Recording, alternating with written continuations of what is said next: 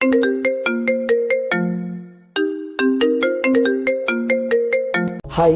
আমি বান্দর থুক্কু। বাবা মার দেয়া নাম আরিফিন সুমন, আর সবাই ডাকে Romeo. So I am mister Romeo. আর যার সাথে কথা বলছিলাম উনি আমার আম্মু। সুখের সাগরে ঢেউ খেতে খেতে ঘুমাচ্ছি। হঠাৎ মনে হলো ভূমিকম্প হচ্ছে, কিন্তু না, পরক্ষণে আম্মু আবিষ্কার করলো ভূমিকম্প হচ্ছে না, আমার মোবাইলে সুনামি হচ্ছে। একটু শান্তিতে আলাপ করতে দিবে না আম্মুটা? আম্মুগুলো কেন যে এমন হয় কিচ্ছু বুঝি না। এই গেল মোবাইল নিয়ে কথা বলতে, আবার কথা বলে চলেও আসছে। এ বান্দর, তাড়াতাড়ি রেডি হয়ে নে, তোর মামার সাথে একটা জায়গায় যাবি, তোর কাজের ব্যবস্থা করে দিব। আম্মু, তুমি কি সত্যি আমার আম্মু? কেন, কি হয়েছে? তুমি যদি আমার আম্মু হতে তাহলে বলতে, বাবা উঠে ফ্রেশ হয়ে নে, একটা জায়গায় যেতে হবে, তাড়াতাড়ি করে নাস্তা করে নে। বান্দর পোলা, বকবক না করে তাড়াতাড়ি রেডি হয়ে নে। উঠতেছি উঠতেছি, যাও তুমি। হুম। নাস্তা শেষ করে মিস্টার কাজন মামার সাথে বের হলাম, দেখি না কি হয়। কি কাজের ব্যবস্থা করলো একটু দেখি। 2 ঘন্টা পর একটা বিশাল বড় বাড়ির সামনে এসে দাঁড়ালাম। বাড়ির চারপাশে বাউন্ডারি করা, গোল্ডেন কালারের রং করা চারপাশে। ওই মিস্টার কাজন মামা, এখানে আমাদের কাজ কি? আমাদের না, শুধু তোর। আমার মানে? আমি কি করব এখানে? কাজ করবি, কিসের কাজ করব বলো? যেটা ঠিক করা হয় কথা বলে সেটা করবি। ঠিক করবা মানে? আমি আগে থেকে বলে দিচ্ছি, আমি বাড়ির কেয়ারটেকারের কাজ করতে পারবো না বলে দিলাম। যদি রাজি থাকো তাহলে বাড়ির ভিতরে যাব, না হলে বাড়ির ভিতরে ঢুকবো না। তোর পাগল, চল ভেতরে যাই। আগে বলো তুমি রাজি কিনা। চল, আমি রাজি। আহ, কি সুন্দর বাড়ি। এমন যদি একটা শ্বশুর বাড়ি হতো তাহলে ঘর জামাই থাকতে আমি 2 পায়ে রাজি। বাড়ির সামনে দক্ষিণ পাশে সেই একটা বাগান, সব ধরনের ফুল আছে। মনে হয় যত ফুল জন্মায় বাংলার মাটিতে সব ফুলের গাছ এই বাড়িতে। বাড়ির ভিতরটা আরো সুন্দর, বাইরে থেকে অতটা বোঝা যায় না। বাড়িটা মাটির উপরে 2 তলা, মাটির নিচে পুরো 3 তলা। আমাদের বাড়ি থেকে 5 মিনিটের পথ, সেখানেও একটা বাড়ি আছে, মাটির নিচে 3 তলা, মাটির উপরে 1 তলা। আরে মা, ও রোমিও, বস তো, আর দেখা লাগবে না। আরে মামু, বাড়িটা তো আগে দেখতে দাও। এত সুন্দর একটা বাড়ি, যদি এমন একটা শ্বশুর বাড়ি হতো। ওই চুপ কর, শ্বশুর বাড়ির চিন্তা করিস না, তাহলে চাকরিটা হবে না। চাকরি না হলে নাই, আমার তাতে কি? আমি তো। কাজল, কেমন আছো? জি ভালো আছি, আপনার খবর কি? এই তো ভালো। সাথে কি তোমার ভাগ্নে নাকি? জি, ওর কথাই বলেছিলাম আপনাকে। তা বাবা, কেমন আছো? জি আলহামদুলিল্লাহ ভালো। আপনি কেমন আছেন? এই তো ভালো। তা কি নিয়ে মামার সাথে কথা বলছিলা? দেখেন না আঙ্কেল, আমি শুধু বলছি এমন একটা যদি শ্বশুরবাড়ি হতো আমার, তাহলে ঘর জামাই থাকতাম। আর মামা বলে শ্বশুরবাড়ি চিন্তা করলে চাকরি হবে না। বলেন তো আঙ্কেল, আমি কি ভুল বললাম? কাজল, ও তো কিছু ভুল বলে নাই। আমার কেউ বোঝে না। কাজের কথায় আসি, কি বলো? আঙ্কেল, আমার একটা কথা আছে। কি কথা? আমি বাড়ির কেয়ারটেকারের কাজ করতে পারবো না। ওই, তুই চুপ করবি? আমি তো চুপ করে আছি। রোমিও, বাবা তুমি কি কি কাজ করতে পারো? যেমন? গাড়ি চালাতে পারো? পারি। বাইক চালাতে? এটা কোনো ব্যাপার? তোমাকে একটা কাজ দিব, করতে পারবে? অবশ্যই পারবো, তবে। আর বলতে হবে না, আমি তোমাকে সে কাজ দিব না। তাহলে রাজি। তোমার কাজ হলো আমার মেয়ের বডিগার্ড হয়ে থাকা, সবসময় ওর পাশে থাকতে হবে, ওর যেন কোনো বিপদ না হয়, দেখবা। আপনি চিন্তা করবেন না, আমি সব সামনে নিতে পারবো। তাহলে বিকেলে চলে এসো, আর আসার সময় কিছু আনতে হবে না, সবকিছুর ব্যবস্থা আমি করে রাখবো। তাহলে এখন আসি আঙ্কেল, ভালো থাকবেন। বিকালে চলে আসবে কিন্তু। আসি। যাক, বাঁচা গেল। শেষ পর্যন্ত বাড়ির কেয়ারটেকার হতে হলো না, বডিগার্ড হলাম একটা মেয়ের। আমাকে বডিগার্ড হিসেবে পছন্দ না করার মতো কিছু নাই। দানবের মতো চেহারা, হ্যান্ডসাম, দেখতে সুন্দর, আর কি চাই বলেন? তবে পড়ালেখায় বাস, কিচ্ছু পারি না, তাই তো সব ছেড়ে দিয়ে বসে আছি। যাই হোক, মামার কারণে একটা কাজের ব্যবস্থা হলো। রোমিও শুন, কাজটা ঠিক মতো করিস। আরে মামা, চিন্তা করো না, मैं हूं না। হিন্দি মারিস না, যেটা বলবে সেটা করবি। করব, কিন্তু উনিকে? অনেক বড় ব্যবসায়ী, উনি বেশিরভাগ সময় দেশের বাইরে থাকে, বলতে পারিস সব ব্যবসা দেশের বাইরে। তো এখানে কে কে থাকে? ওনার একমাত্র মেয়ে, ওনার বউ, ওনার ভাই, ভাইয়ের বউ ছেলে মেয়েরা থাকে। ও চলো বাড়িতে যাই। বিকেলে কি তুমি আসবে আমার সাথে? না। ওকে চলো এবার। দুপুরে খেয়ে দিলাম ঘুম। 5টায় আম্মুর ডাকে ঘুম ভাঙলো। তারপর ফ্রেশ হয়ে 2 ঘন্টা পর আমার কর্মস্থলে পৌঁছালাম। বাড়িতে এসে কলিং বেল বাজাতে দরজা খুলে দিল একটা মহিলা। আসসালামু আলাইকুম আন্টি। ওয়ালাইকুম আসসালাম। তুমি মনে হয় রোমিও। জি আন্টি, আমি রোমিও। এসো বাবা, ভিতরে এসো। হুম। তুমি বসো, আমি নাস্তা নিয়ে আসি। আন্টি নাস্তা লাগবে না। কেন বাবা? এটা তোমার নিজের বাড়ি মনে করে থাকবা। পারবো না। আমার মুখে মুখে কথা বলবা না। আমি তোমার মায়ের মতো, আমি যেটা বলবো সেটা করবা। ঠিক আছে। তুমি বসো, আমি আসছি। এই মা, কলিং বেলটা বাজতেছে। এতক্ষণ বাজলে কি অসুবিধা হতো? আন্টি দরজা খুলতো। এখন আমাকে খুলতে হবে। ধুর। দরজা খুলে দেখি একটা ছেলে দাঁড়িয়ে আছে সামনে। ছেলের চোখে তো কাজল থাকার কথা না। এই মা, কানে দেখছি 2টা পিরামিড বসানো। ও মা, ঠোঁট আবার গোলাপি লিপস্টিক, হাতে মেহেদি, মাথায় কিছু ঢুকছে না। এটা কি মেয়ে নাকি ছেলে সেটাই বুঝতে পারছি না। তাই উপর থেকে নিচে একবার চোখ বুলিয়ে নিয়ে শিওর হলাম এটা একটা শার্ট প্যান্ট পরা রমণী। কাকে চাই? বুঝো ঠেলা একটা লাগিয়ে দিল ঠাস করে। আজব রমণী। দরজা বন্ধ করে পিছনে ঘুরে দেখি আন্টি হাসছেন। আমিও পড়ে গেলাম লজ্জায়। এখনো যার বডিগার্ড হিসেবে আমাকে নিয়োগ দেওয়া হলো তাকে দেখলাম না, অথচ একটা ঠাস করে খেয়ে ফেলছি। আন্টি আপনি হাসছেন? আমি এখনো তাহারে দেখতে পেলাম না, যাহার জন্য বডিগার্ডের চাকরি পেলাম। এখন যার হাতে একটা খেয়েছো উনি সে। প্রথম দিনে একটা খেয়ে নিলাম, না জানি পরে কি হবে। ওকে কিন্তু তোমার সামলাতে হবে, পারবে তো? এই রোমিও পারে না এমন কোনো কাজ নাই আন্টি। চলো তোমার রুমটা দেখিয়ে দেই। চলেন। আন্টি একটা কথা বলবো? বলো বাবা। আমাকে অন্য রুম দিলে হয় না? যেমন? বাড়ির কাজের লোকেরা যে নর্মাল রুমে থাকে তেমন রুমে থাকতে দিলে খুশি হতাম। এখানে থাকলে সমস্যা কি? আন্টি, কুকুরের পেটে যেমন ঘি হজম হয় না, আমার কপালেও এমন রুম সহ্য হবে না। তাই নিচে দিলে ভালো হয়। কিন্তু তোমার আঙ্কেল তো বলে গেছে তোমাকে যেন এই রুমে থাকতে দেয়। আমি আঙ্কেলকে বুঝিয়ে বলবো, আপনি অন্য রুমের ব্যবস্থা করেন। ঠিক আছে, তুমি এসো। গরিবের ছেলে হয়ে এত বড় বাড়িতে কাজ করছি, সেটা অনেক বড় কিছু আমার কাছে। যে রুমে আমাকে থাকতে দিতে বলছে আঙ্কেল, সেই রুমে আমাদের পুরো পরিবার থাকতে পারবে। এত কিছু সহ্য হবে না। বেশি আরামে থাকতে গেলে পরে সবকিছু হারাম হয়ে যাবে। কথায় কথায় আন্টির থেকে নামটাও জেনে নিলাম। সালমা আক্তার জলি। আমাকে যার জন্য নিয়োগ করা হয়েছে তার নাম সালমা আক্তার জলি। অনেক রাগী বদমেজাজি একটা মেয়ে। আন্টি একটা কথা বলবো? বলো। তবে পরবর্তীতে অনুমতি চাইবে না। আচ্ছা, ওনাকে উপরে দিলেন কেন? নিচে এত সুন্দর রুম থাকতে। ওর জন্য সব জায়গায় একটা করে রুম আছে, যেখানে ইচ্ছে সেখানে থাকে সে। ও। ঘোরাঘুরি করে বাড়িটা দেখতে দেখতে 10টা বেজে গেল। রুমে এসে বিছানায় শরীরটা এলিয়ে দিতেই ঘুম চলে আসলো। সেটা আর বেশিক্ষণ টিকলো না। আন্টি এসে খেতে রাখলো। খাওয়ার কোনো ইচ্ছা ছিল না। আন্টির জোরাজোরিতে টেবিলে বসতে হলো। সবগুলো অপরিচিত মুখ আমার দিকে তাকিয়ে আছে। আন্টি সবার সাথে পরিচয় করিয়ে দিল। প্রায় 10 মিনিট হলো বসে আছি, এখনো কেউ খাওয়া শুরু করে নাই। সবাই ম্যাডামের জন্য অপেক্ষা করছে, তার আসার নাম নেই। আর এইদিকে এই কানন মেয়েটি আমার দিকে তাকিয়ে আছে। অস্বস্তি লাগছে। এই মাইয়া কি কোনোদিন ছেলে দেখে নাই? হা করে তাকিয়ে আছে। না, আর না, কিছু একটা করতে হবে। এই যে হা করে আছেন কেন? মশা ঢুকবে। হা হা হা, রোমিও ভাই ঠিকই বলেছেন। রোমিও ভাই বলবেন না, ভাইটা বাদ দেন। আচ্ছা ঠিক আছে। আমাকে পছানো হচ্ছে তাই না? এখানে পচানোর কি আছে? যেটা সত্যি সেটা বললাম। কি সত্যি বলছেন?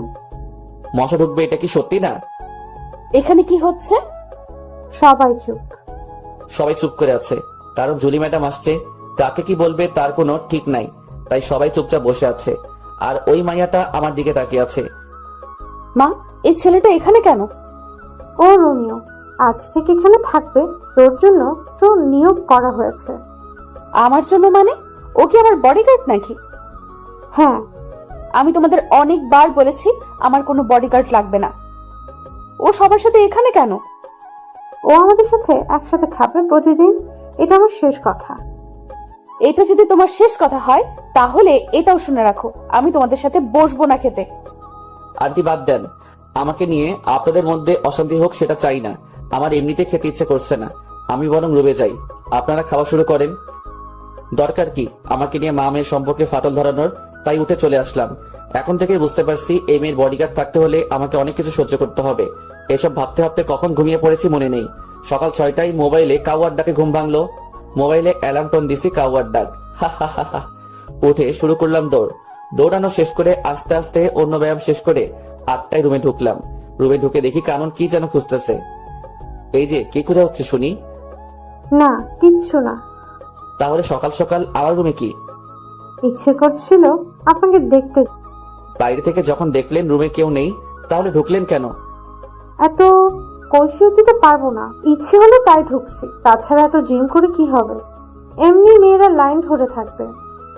আপনার কথা শেষ হলে আসতে পারেন, আমি চেঞ্জ করব। একটু পরে আবার ডিউটি শুরু হবে। চেঞ্জ করেন, কে বারণ করছে? আপনার সামনে করব নাকি? করলে ক্ষতি কি? বের হতে বলছি, বের হন।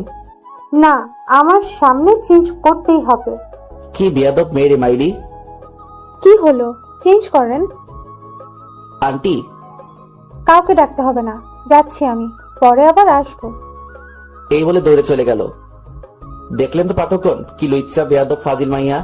ফ্রেশ হয়ে নাস্তা করে দাঁড়িয়ে আছি জুলি ম্যাডামকে নিয়ে। ভার্সিটিতে যেতে হবে, অনার্স প্রথম বর্ষে পড়ছে। ওনার সামনে আমি হাঁটছি, বাইরে গাড়ি রেডি করা আছে। গিয়ে দরজা খুলে দিলাম, ভিতরে ঢুকে বসে পড়লো। আমি আল্লাহর নাম নিয়ে গাড়ি চালানো শুরু করলাম। 35 মিনিট পর গাড়ি নিয়ে ভার্সিটির গেটে পৌঁছালাম। ম্যাডাম, গাড়ি কি ভিতরে নিয়ে যাব? তুই জানিস না। ম্যাডাম, আমাকে তো কিছু বলা হয়নি তাই। চুপ, তুই আমাকে কোনো প্রশ্ন করবি না, শুধুমাত্র উত্তর দিবি, না হলে তোরে বিদায় করে দেব। শালার অহংকার, এত অহংকার কি করে জন্ম নিল? সামান্য একটা কথা তো জানতে চাইছি, আর কিছু তো আর না, তার জন্য এমন করতে হবে নাকি? গাড়িটা ভিতরে ঢুকিয়ে একটা ছায়াময় গাছের নিচে রাখলাম। ম্যাডাম নেমে কয়েকটা মেয়ের সাথে ক্লাসে চলে গেল। আমি এখনো ভিতরে বসে আছি, একবারও নামতে হয়নি। কালকে পর্যন্ত ম্যাডামের অন্য একটা বডিগার্ড ছিল, আজ থেকে আমি হলাম। ও কেন চলে গেল জানি না।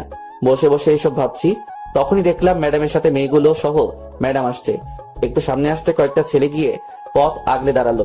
ম্যাডামকে দেখছি ভয় ভয় চোখে চারিদিকে তাকাচ্ছে। তখন মনে হলো, আরে আমাকে তো ওনার জন্য নিয়োগ দেওয়া হলো। তাড়াতাড়ি করে হাতে হকি স্টিকটা নিয়ে গাড়ি থেকে নেমে দিলাম দৌড়। আমাকে দেখা মাত্র ম্যাডাম ভয়ার্ত চেহারা চেঞ্জ হয়ে গেল, আর ছেলেগুলো তো ভার্সিটির গেটের দিকে দৌড় দিচ্ছে। ম্যাডাম, আপনি ঠিক আছেন তো? তোরে কি গাড়িতে বসে থাকার জন্য আমার বডিগার্ড করা হয়েছে? Sorry madam. ম্যাডাম ওনার বান্ধবীদের সাথে হাঁটছে। আমি এসে গাড়ির উপরে বসলাম আর ম্যাডামের দিকে লক্ষ্য রাখছি। মেয়েদের থেকে দূরে থাকতে বেশি ভালো লাগে। এখন তো পুরো একটা মেয়ের বডিগার্ড হয়ে গেলাম। তার সাথে সাথে হেঁটে তাকে গার্ড দেওয়ার থেকে এখান থেকে বসে দিচ্ছি। যত মেয়ে ঢুকছে গেট দিয়ে সবাই আমার দিকে তাকিয়ে আছে। আর কয়েকটা মেয়ে যে গাছটার নিচে গাড়ি দাঁড় করানো তার থেকে একটু দূরে বসে কি যেন বলছে আর তাকিয়ে আছে। এই মায়াগুলো কি কখনো ছেলে দেখে নাই? এমন ভাবে তাকিয়ে আছে মনে হচ্ছে কোনো এলিয়েন বসে আছি তাহাদের সামনে। ম্যাডামের অবস্থান দেখে নিলাম একবার। আমার দিকে সিংহের মতো, থুক্কু সিংহের মতো তাকিয়ে আছে। বুঝতে পারছি আজকে আমার খবর আছে। বাম পাশে তাকাতে দেখি 4টা চোখ আমার দিকে তাকিয়ে তাকিয়ে সামনে যাচ্ছে। মানে চশমা পরা একটা মেয়ে যাচ্ছে আমার দিকে তাকিয়ে থাকতে থাকতে। ট্যালেন্ট আছে মাইরি, কি সুন্দর করে তাকিয়ে আছে। হাঁটতে হাঁটতে গিয়ে গাছের সাথে ধাক্কা খেলো। সবাই হেসে উঠলো যারা এটা লক্ষ্য করছে। আমার হাসা বারণ, তাই ইচ্ছা থাকা সত্ত্বেও হাসতে পারলাম না। বেচারির জন্য কষ্ট হচ্ছে। সবার সামনে পড়ে গেল, তাও আমাকে দেখতে দেখতে। প্রথম দিন শেষ হলো আরো নানা ধরনের কাহিনীর মাধ্যমে। বাড়িতে এসে ফ্রেশ হয়ে খেয়ে দিলাম একটা ঘুম। 6টায় উঠলাম ঘুম থেকে। আন্টি ডাক দিল ওনাদের সাথে আড্ডা দিতে। কেমন কাটলো প্রথম দিন? আর বলবেন না আন্টি, একটু হাসতে পারি নাই। কেন হাসতে পারেন নাই? বডিগার্ড তো তাই। কাহিনী কি সেটা বলেন। পুরো কাহিনীটা বললাম। সবাই হাসতে হাসতে শেষ। আন্টি আঙ্কেল কোথায়? উনি তো বিকালের ফ্লাইটে চলে গেছে। কেন? আন্টি আমাকে যদি কাজগুলো ভালোভাবে বুঝিয়ে দিতেন তাহলে ভালো হতো। কিছু বলে দিতে হবে না, তুমি সব সময় ওর পাশাপাশি থাকবে। ও যেখানে যাবে সেখানে যাবে। ও বারণ করার পরও তোমাকে তোমার দায়িত্ব পালন করতে হবে। আমার দায়িত্ব আমি যথাযথভাবে পালন করব। আমার মেয়েটার যেন কোনো ক্ষতি না হয়, তবে নিজের দিকেও খেয়াল রেখো। দোয়া করবেন আন্টি। কিছুক্ষণ আড্ডা দিয়ে বাইরে বের হলাম। নতুন এলাকা একটু রাতে ঘুরে দেখতে প্রায় 10টা বাজলো। বাড়িতে এসে কলিং বেল বাজানোর সাথে সাথে দরজা খুলে দিল কানন। কি মশাই, কোথায় ছিলেন? আপনাকে বলবো কেন? রমিও বাবা কি হলো, ভেতরে আসো। জি আন্টি, আসছি। ফ্রেশ হয়ে খেতে বসলাম। ম্যাডাম আসছে না। আন্টির কাছে জানতে চাইলে আন্টি বলে ওনার জন্য খাবার পাঠিয়ে দেওয়া হয়েছে। খাওয়া শেষ করে ঘুম দিলাম। পরের দিন ঘুম থেকে উঠে প্রতিদিনের কাজগুলো শেষ করে নাস্তা করে বসে আছি। ম্যাডাম আসলে ভার্সিটির দিকে রওনা দিব। এই তো ম্যাডাম আসছে। গাড়ির দরজা খুলে দিলাম, ম্যাডাম ঢুকলো, সাথে আসছে কানন। দরজা বন্ধ করেন কেন? আমি যাব। আপনি কোথায় যাবেন? আরে আমরা সেম ইয়ার। ও, দরজা খুলে দেন। আপনি নিজে খুলে ঢুকেন। জুলিকে বলবো নাকি? খুলে দিচ্ছি তো। শালার কপাল, কেন যে বডিগার্ডের চাকরি করছে আল্লাহ জানে। কখন যে ভার্সিটিতে এসে পড়ছি মনে করতে পারছি না। ম্যাডাম আর কানন নেমে চলে গেল। আজকেও দেখছি ছেলেগুলো পথ আগলে দাঁড়ালো। আজ এদের খবর আছে। স্টিকটা হাতে নিয়ে এগিয়ে গেলাম আর সব কয়টাকে ইচ্ছে মতো পিটালাম। তারপর একটা গাড়ি এসে ওদেরকে নিয়ে গেল। ম্যাডাম আর কানন আর কালকে মেয়েগুলো সবাই ক্লাসে চলে যায় আর আমি প্রিন্সিপালের রুমের দিকে পা বাড়ালাম। 30 মিনিট কথা বলার পর স্যার রাজি হলো। কথা বলছিলাম ম্যাডামের জন্য। ওনার বডিগার্ড হলাম মাত্র 2 দিন হলো। এর মধ্যে 2বার বিপদের মুখে পড়লো, তাই আর কোনো রিস্ক নিতে চাইলাম না। স্যারের সাথে কথা বলে অন্য সব স্যার ম্যাডামের সাথে আলোচনা করে সিদ্ধান্ত হলো যে ম্যাডামের সাথে ক্লাসে আমিও থাকবো। পরদিন ম্যাডাম আর কানন ক্লাসে যাওয়ার পর আমি গাড়িটা একটা গাছের নিচে রেখে ক্লাসরুমে প্রবেশ করলাম। সবাই তাকিয়ে আছে। আমার জন্য একটা চেয়ার রাখা আছে, ওটাতে গিয়ে বসলাম। সবাই পিছনে তাকিয়ে আছে। নিজেকে একটা এলিয়েন মনে হচ্ছে। ম্যাডাম রাগী দৃষ্টিতে তাকিয়ে আছে। স্যারকে আসতে দেখে একটু শান্তি পেলাম। পিছনে তাকিয়ে আছো কেন সবাই? ও জুলি আর কাননের বডিগার্ড, কোনো এলিয়ান না। আহ, স্যার আমার মুখের কথাটি বলে দিল। সবাই ক্লাস করছে। আমি সবাইকে তাকিয়ে তাকিয়ে দেখছি। দেখি কানন আমার দিকে বারবার তাকাচ্ছে। স্যার কি বলল? দুজনের বডিগার্ড নিয়োগ করা হয়েছে নাকি আমাকে? আজকে গিয়ে আন্টির কাছে জানতে চাইবো কার বডিগার্ড আমি। কাননের থেকে দুজন, পরে দেখি ফুলটসি। না, এটা তো ফুলটসি না, 4 চোখ। মা, কালকের ওই মেয়েটি যে গাছের সাথে ধাক্কাকে পড়ে গেল, তাকিয়ে আছে দেখো। চোখ দুটো যেন সরছেই না। শালার কপাল, এভাবে যদি প্রতিদিন চলতে থাকে তাহলে আমার কোন দিন কোন মাইয়া নিয়ে পালিয়ে যাবে তার কোনো ঠিক নাই। আজ থেকে কারো দিকে তাকাবো না। প্রথম ঘন্টা শেষ হতেই কানন লাফিয়ে লাফিয়ে আমার কাছে আসলো, সাথে আরো 4-5টা। এদের কারণে ম্যাডামকে দেখতে পারছি না। আপনি না খুব ভালো একটা কাজ করছেন, রুমে এসে পাহারা দিচ্ছেন। আমাকে যে দায়িত্ব দেওয়া হয়েছে সেটা তো পালন করতেই হবে। আমার জন্য একটা সুবিধা হলো সবসময় আপনাকে দেখতে পারবো। স্যার, ওর নাম ধরে ডাক দেওয়াতে বুঝতে পারলাম ওর নাম মীরা। ওই, এটা আমার জিনিস, নজর দিবি না। হচ্ছেটা কি? ও আমার। এই দাঁড়া সবাই, কি তোদের তোদের করছিস? ও আমার। এই, ও কারো না, ও শুধু আমার। বুঝো ঠেলা, কোন জঙ্গলে যাব? এই মাইয়াগুলো কি শুরু করছে আমাকে নিয়ে? আরে আমি মানুষ একজন। তোরা যদি একসাথে সবাই টানাটানি করিস আমি তাহলে কোথায় যাব? এই, কি ভাবছো? তুমি শুধু আমার। আপনাদের এসব বাদ দিবেন। আমি এখানে এসেছি ম্যাডামকে পাহারা দিতে, আপনাদের সাথে প্রেম করতে না। দূরে গিয়ে মরেন। আর মিস কানন, আপনার নামে বাড়িতে বিচার দিব। ম্যাডাম আসাতেই সবাই যার যার সিটে চলে গেল। ম্যাডাম তো দেখি ছাত্রীদের থেকেও খারাপ। আসার পর থেকে তাকিয়ে আছে। যতবার না বইয়ের দিকে তাকাচ্ছে তার থেকে বেশি আমার দিকে তাকিয়ে আছে। মাওলা, তুমি কোথায়? আমারে উঠাই নাও। আর কারো ক্লাস হতে চাই না। ক্লাস শেষে বাড়িতে এসে ফ্রেশ হয়ে খেতে গেলাম, দেখে আন্টি বসে আছে। আন্টি, এখনো খাওয়া হয়নি আপনার? তোমার জন্য বসে আছি বাবা। আমার জন্য কেন বসে আছেন? আমি তো এই বাড়ির একজন কর্মচারী। তুমি এই বাড়ির কর্মচারী না, একজন সদস্য। নিজেকে কর্মচারী মনে করবে না। বাদ দেন এসব। এটা বলুন, আমাকে কার বডিগার্ড রাখা হয়েছে? দুজনের। দুজনের মানে? জুলি, কানন, দুজনের জন্যই রাখা হয়েছে। ও আচ্ছা। 1 সপ্তাহ অনেক কষ্টে কাটালাম। ক্লাসে বসে গার্ড দেওয়া মনে হয় আর সম্ভব না। মায়াগুলোর জ্বালায় জীবনটা পুরো বাস হইয়া গেল। তাই কয়েকটা ছেলেকে ক্লাসের ভিতরে কি হচ্ছে জানার জন্য ঠিক করলাম। ওরা ক্লাসে ম্যাডামের কোনো বিপদ হলে আমাকে তা জানিয়ে দিবে। এভাবে চলছে আমার কাজ। আর কানন মেয়েটা প্রতিদিন বিরক্ত করে আমাকে। 1 মাস পর সন্ধ্যায় রুম থেকে বের হওয়ার সাথে সাথে আন্টি এসে সামনে দাঁড়ালো। আন্টিকে কেমন যেন দেখাচ্ছে। আন্টি, কি হয়েছে? বাবা, তুমি ব্যাগটা গুছিয়ে নাও। কেন ব্যাগ গোছাবো বলেন আন্টি? আজকে রাতে কানন আর জুলি ওদের বন্ধুদের সাথে কোথায় যেন বেড়াতে যাবে। কয়েকটা দিন ওখানে থাকবে, তাই তোমাকে ওদের সাথে যেতে হবে। অনেকবার বারণ করছি, কেউ শুনতে চায় না। ওরা যাবেই যাবে। জানি না কোথায় কি বিপদ লুকিয়ে আছে, তাই তোমাকে ওদের সাথে যেতে হবে। আমি আছি তো আন্টি, আপনি টেনশন করবেন না। আমি ওনাদেরকে দেখে রাখবো। তাহলে তুমি রেডি হয়ে নাও। অনেকদিন হলো কোথাও যাই না, একটু ঘুরে আসাও যাবে। ম্যাডাম আর কাননকে নিয়ে রওনা দিলাম। বাড়ির বাইরে বাস এসে দাঁড়িয়ে আছে। আমাকে দেখা মাত্র মাইয়াগুলো রোমিও যাবে আমাদের সাথে বলে চিৎকার দিয়ে উঠলো। বাসে 3টা ছেলে আছে আর সবগুলো মেয়ে। ছেলেগুলোর সাথে গিয়ে বসলাম। কিছুক্ষণ গল্প করে ঘুমিয়ে পড়লাম। পুরো বাসে সবাই ঘুমাচ্ছে। সকালে চোখ করে দেখি অপরূপ এক দৃশ্য। অসাধারণ একটা জায়গায় এসে পড়ছি। সকালে সূর্যের আলো মুখে এসে পড়ছে। এখনো কেউ উঠে নাই, সবাই ঘুমাচ্ছে। অসাধারণ দৃশ্যটা দেখে আর বাসে বসে থাকতে পারলাম না, তাই দরজা খুলে নিচে নেমে পড়লাম। জায়গাটা অনেক সুন্দর, চারপাশটা ঘুরে ঘুরে দেখলাম।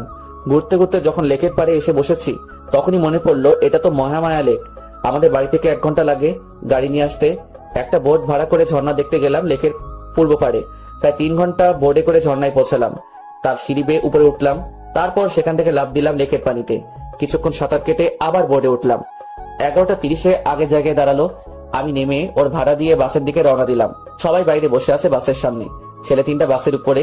আমি আস্তে আস্তে এগোচ্ছি আর ম্যাডাম আমাকে দেখে রাগী চোখে তাকিয়ে আছে। আর সবাই এসে আমাকে ঘিরে ধরলো। এই, তুই কোথায় গেছিলি? এখন কয়টা বাজে খবর আছে? ম্যাডাম, এটা আমার এলাকার মধ্যেই পড়ে। আমি এখানে আগে আরো এসেছি, তাই একটু ঘুরতে গিয়েছিলাম। কোথায় গিয়েছিলি যে ভিজে আসছিস? ঝর্ণায় গিয়েছি, লেকে সাঁতার কাটছি। ঝর্ণাও আছে এখানে? অসাধারণ একটা জায়গা ম্যাডাম এটা। সারাদিন অনেক ঘোরাঘুরি করলাম, সবাই অনেক আনন্দ করলো। আমার খবর করে ছাড়লো মাইয়াগুলো, একটা এদিকে টানে আরেকটা ওইদিকে টানে, শুধু সেলফি আর সেলফি। এ বলে সেলফি তুলবো, ও বলে সেলফি তুলবো। আমার জীবনটা শেষ করে দিবে এই মাইয়াগুলো। দুপুরে আমার পরিচিত একটা হোটেল থেকে খাবার এনে দুপুরে খেলাম সবাই মিলে। একটা জিনিস খারাপ লাগলো, সবাই অসাধারণ কাপড় পরে এসেছে আর ম্যাডাম জিন্স আর শার্ট পরে এসেছে, তাই খারাপ লাগলো। সন্ধ্যায় সবাই তাঁবু কাটানোর জন্য আলোচনা করছে। ম্যাডাম, এখানে রাতে থাকা যাবে না, ফিরে যেতে হবে। কেন, কি হয়েছে? এই জায়গাটা দিনে যতটা সুন্দর, রাতে ততটা ভয়ঙ্কর। আমরা এত মানুষ, কোনো কিছু হবে না। আপনাদের যদি থাকতে মন চায় তাহলে আপনারা থাকতে পারেন, আমি থাকবো না। তুই এখানে থাকবি, কোথাও যেতে পারবি না। এখানে থাকা সম্ভব না, আমি থাকবো না, ব্যাস। কোথায় যাবি? আমি আমার বাড়িতে চলে যাব। তুই আমার বডিগার্ড, আমি যা বলবো তাই করবি। আমি এক্ষুনি আন্টির সাথে কথা বলবো, আন্টি যা বলবে তা করব। Hello aunty. কি হয়েছে বাবা? আন্টি, এখানে থাকার কোনো জায়গা নেই। ম্যাডাম বলছে এখানে তাঁবু খাটাতে, কিন্তু জায়গাটা খুব খারাপ। সন্ধ্যার পর একটা মানুষের চিহ্ন থাকে না। এখন কি করব? আমি পারবো না এখানে থাকতে। তুমি কি জায়গাটা চিনো? আমাদের এখানে জায়গাটা। তুমি মোবাইল দাও জুলিকে। মাথা খারাপ নাকি? জীবনেও তো থাকবো না এখানে রাতে। এই জায়গায় যে থেকেছে রাতে সেই মরেছে। আমি বাবা এসবের মধ্যে নাই, এখনো বিয়ে করি নাই। বিয়ের আগে আমি পরলোক গমন করতে চাই না। কত স্বপ্ন ছিল, একটা বিয়ে করব, একটা ফুটবল টিমের বাবা হব। হে খোদা, আমি উপরে যেতে চাই না, আমি বাড়ি যাব। ওই কি বিড়বিড় করছিস? আমি মরতে চাই না, আমারই নিও না খোদা। ওই উল্টাপাল্টা কি বলিস? না ম্যাডাম, কিছু না। কথা বল। হ্যালো যমরাজ। রোমিও, কি হয়েছে বাবা? আমি তোমার আন্টি বলতেছি। ও আন্টি বলেন। তুমি সবাইকে নিয়ে চলে আসো। ধন্যবাদ আন্টি, আমি সবাইকে নিয়ে আসতেছি। সাবধানে এসো। ওই ড্রাইভার ভাই, তাড়াতাড়ি বাস চালু করো। নিজে বাসলে আম্মুর নাম থুক্কু, বাপের নাম। অবশেষে বাড়িতে এসে ঢুকলাম, সবাই বসে আছে। আন্টি প্রশ্নের উপর প্রশ্ন করছে, প্রশ্নের ভিতরে প্রশ্ন, প্রশ্নের বাইরে প্রশ্ন করেই যাচ্ছে। আন্টি কোনো প্রশ্নের উত্তর দিতে পারবো না, ঘুমাবো। সেই একটা ঘুম দিলাম। সকালে উঠে প্রতিদিনের কাজ শেষ করে বাড়িতে আসার সাথে সাথে আন্টি আবার শুরু করলো। রোমিও বাবা, ওখানে কি হয়েছে? কিছু হয়নি আন্টি। তাহলে ফিরে আসলে কেন? আন্টি, জায়গাটা ভয়ঙ্কর। রাতে যে সেখানে থাকতে চাইছে, পরদিন তাকে আর পাওয়া যায়নি। দিনে জায়গাটা যতটা সুন্দর, রাতে ততটা ভয়ঙ্কর। এত জলদি ভয়ঙ্কর হয়? তাহলে তুমি যে পানিতে সাঁতার কাটলে কেন? আবার কোথায় ঝর্ণা ছিল সেখানেও গিয়েছো? আমার অবস্থা খারাপ হয়ে গিয়েছিল পানিতে নামার পর। কেন? ওই লেকের পানিতে যারা সাঁতার কাটতে নামছে তাদের অনেককে আর পাওয়া যায়নি, পানির নিচে তলিয়ে গেছে। কয়েকদিন পর পর লাশগুলো ভেসে উঠতো, কিন্তু মানুষগুলোকে ডুবুরিরাও খুঁজে পাইনি। তাহলে তুই নামতে গেলি কেন ওই লেকের পানিতে? লোভ সামলাতে পারি নাই সাঁতার কাটার, তাই নেমে পড়েছিলাম। ও ছিল বলে আজকে তোরা সবাই বেঁচে গেলি, না হলে তো আর খুঁজেই পেতাম না তোদের। ম্যাডাম, গাড়ি বের করবো? ভার্সিটিতে যাবেন? না, আজকে কোথাও যাবে না কেউ। ঠিক আছে আন্টি। 2 দিন পর সকালে ব্যায়াম করে রুমে ঢুকে দেখি কারণ বসে আছে। এই মাইয়া এখানে কেন? কি চাই আপনার? তোমাকে চাই রোমিও। আমি আমার কারো হতে পারবো না। তোমাকেই যে আমার হতে হবে। মাথা খারাপ করবেন না, জানতো। রিলেশন শুরু হওয়ার আগে জান বলে ডাকছো? এত বেশি বুঝেন কেন? আপনাকে যেতে বলছে এখান থেকে। আমি যাব না। কি করবা? বাইরে যাবেন নাকি আপনার আম্মুকে ডাকবো? ডাকো। আপনার আম্মুকে কি বলে ডাকবো বলেন তো? আমি তো জানি না। জানো না কেন? বিয়ে করি নাই তো, তাই সম্পর্কের প্যাচগুলো বুঝি না। বিয়ে করে ফেলো। বিয়ের কথা পরে আসবে, আগে বলেন আপনার আম্মুকে কি বলে ডাকবো? শাশুড়ি মা বলে ডাকবে। তাহলে ডাকি। হুম। শাশুড়ি মা। আরে আরে, কি করো? আন্টি বলে ডাকবা। এবার বাইরে যান, আমি ফ্রেশ হব। ভার্সিটি যাবেন না? যাবো তো। তাহলে গিয়ে রেডি হয়ে নিন, আমিও রেডি হয়ে নেই। আমি এখানে থাকবো। আরে আপনি যাবেন নাকি আন্টিকে ডাকবো? ডাকো, দেখি পারো কিনা। আন্টি। কেউ সাড়া দেয় নাই তো। না। দিবেও না। কেন? সবাই তো উপরে। কি হয়েছে রোমিও? আন্টি ওনাকে নিয়ে যান, আমাকে রেডি হতে দিচ্ছে না। সব সময় এমন করে, ওনার নির্যাতন সহ্য করতে পারছি না। ওই কানন, বের হও বলছি। দেখে নিব তোমারে। আন্টি উনি যদি আবার কোনো ফাইজলামি করে তাহলে কিন্তু আমি ওনার বডিগার্ড থাকতে পারবো না। ও যদি আবার এমন করে তাহলে ওর পড়ালেখা বন্ধ করে দিব। আন্টি এত কিছু করতে হবে না, আমি দেখবো। হুম। নাস্তা শেষ করে গাড়ি দরজা খুলে দিয়ে বসে আছি। ম্যাডাম আর কানন আসলে ভার্সিটির পথে রওনা দিব। প্রায় 10 মিনিট পর আসলো দুজনে। ম্যাডাম পিছনে উঠে বসে পড়লো, আর কানন ফৈন্নিটা আমার সাথে সামনে বসছে। আপনি এখানে কেন? পিছনে যান। যাব না। কি করবা? কি করব মানে? আমার ম্যাডাম বসছে পিছনে, আর আপনার সাহস কি করে হয় আমার সাথে বসার? ওই চুপচাপ গাড়ি চালাও, বেশি কথা বলবা না। আজ থেকে আমি এইখানে বসবো। তাহলে আমি গাড়ি চালাবো না, ড্রাইভার গাড়ি চালাবে, আর আমি আপনি যে সিটে বসছেন ওইটাতে বসবো। তোমার ভাব বেশি, তাই না? এত সুন্দরী একটা মেয়ে পাশে বসলে ছেলেরা হিরো হয়ে যায়, আর তুমি ভাব দেখাচ্ছ। আপনি সুন্দর? কে বলছে? আপনাকে মনে হয় কোনো অন্ধ ব্যক্তি সুন্দর বলছে। এই বান্দর পোলা, কথা ঠিক করে বলো। যাক বাচ্চা গেল। পিছনের সিটে গিয়ে বসছে। পিছনে তাকিয়ে দেখি ম্যাডাম হাসতে হাসতে সিটে শুয়ে পড়ছে। আমি গাড়িটা স্টার্ট করলাম, জানি কানন আমাকে ভালোবাসতে শুরু করছে। যে সম্পর্কের ভবিষ্যৎ নেই সেই সম্পর্কের কোনো মূল্য নেই আমার কাছে, তাই বাদ সবকিছু। ক্লাসরুমে গিয়ে বসছি আমার সিটে, যেটা আমার জন্য রাখা হয়েছে। ঠিক তখনই গুলু চার চোখটা এসে শুরু করলো। এই, তুমি অন্য মেয়েদের দিকে তাকাও কেন? শুধু আমার দিকে তাকিয়ে থাকবে? জানো, তোমাকে দেখার জন্য প্রতিদিন আমি অপেক্ষা করি। প্রথম যেদিন তোমাকে দেখছি সেদিন তো গাছের সাথে ধাক্কাও খেলাম।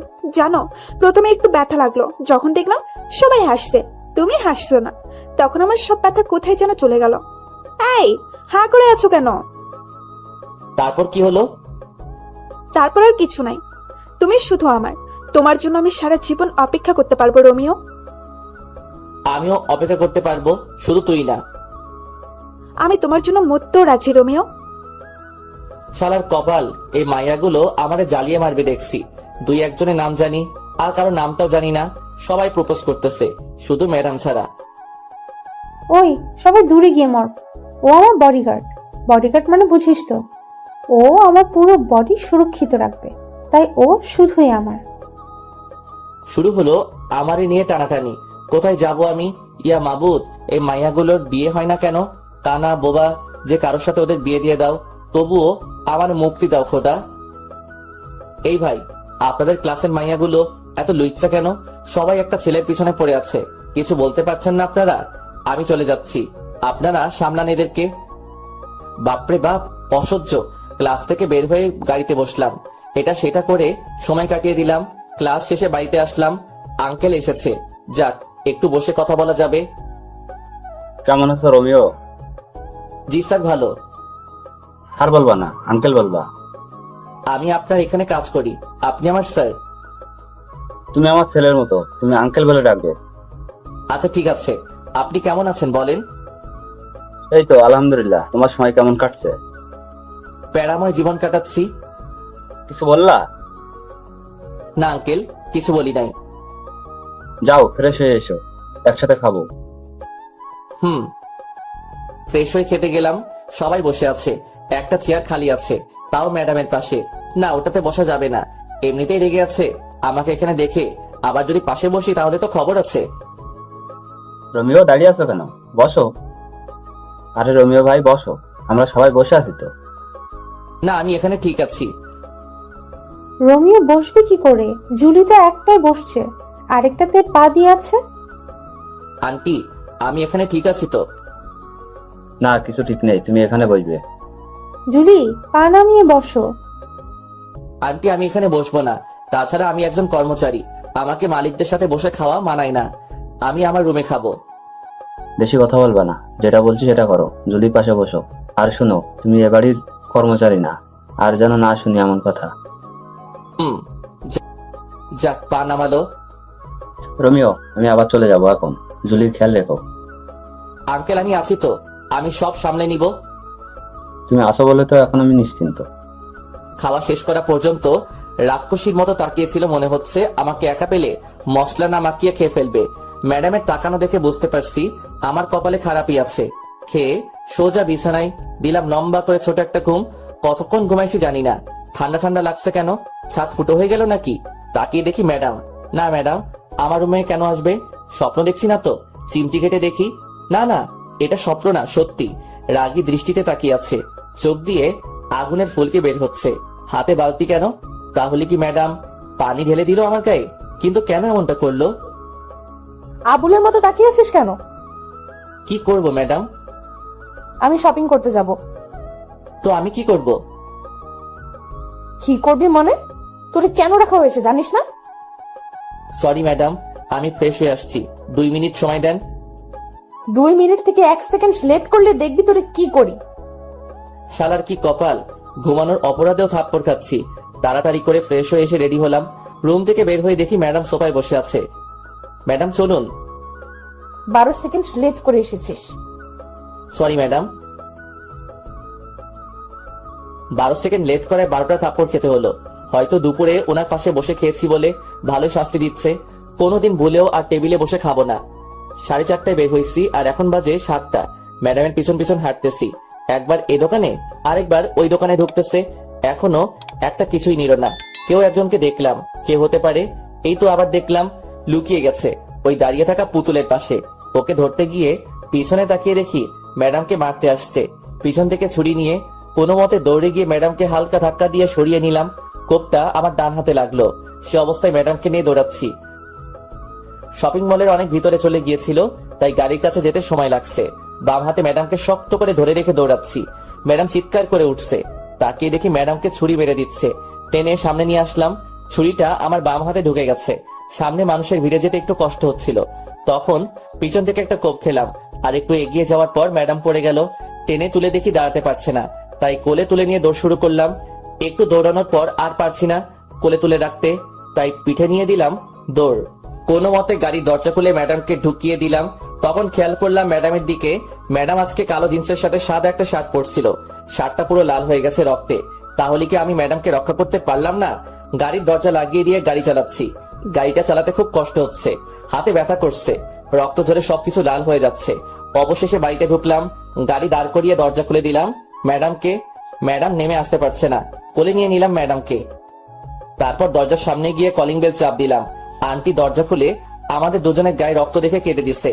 আন্টির কান্না শুনে কানন, হাসিব আন্টি ও বাড়ির অন্য কর্মচারীরা ছুটে এসেছে। ম্যাডামকে সোফায় বসিয়ে দিলাম। আন্টি শুধু প্রশ্ন করেই যাচ্ছে, কি হয়েছে, কে করেছে, ইত্যাদি আরো। আমার কোনো খবর নেই।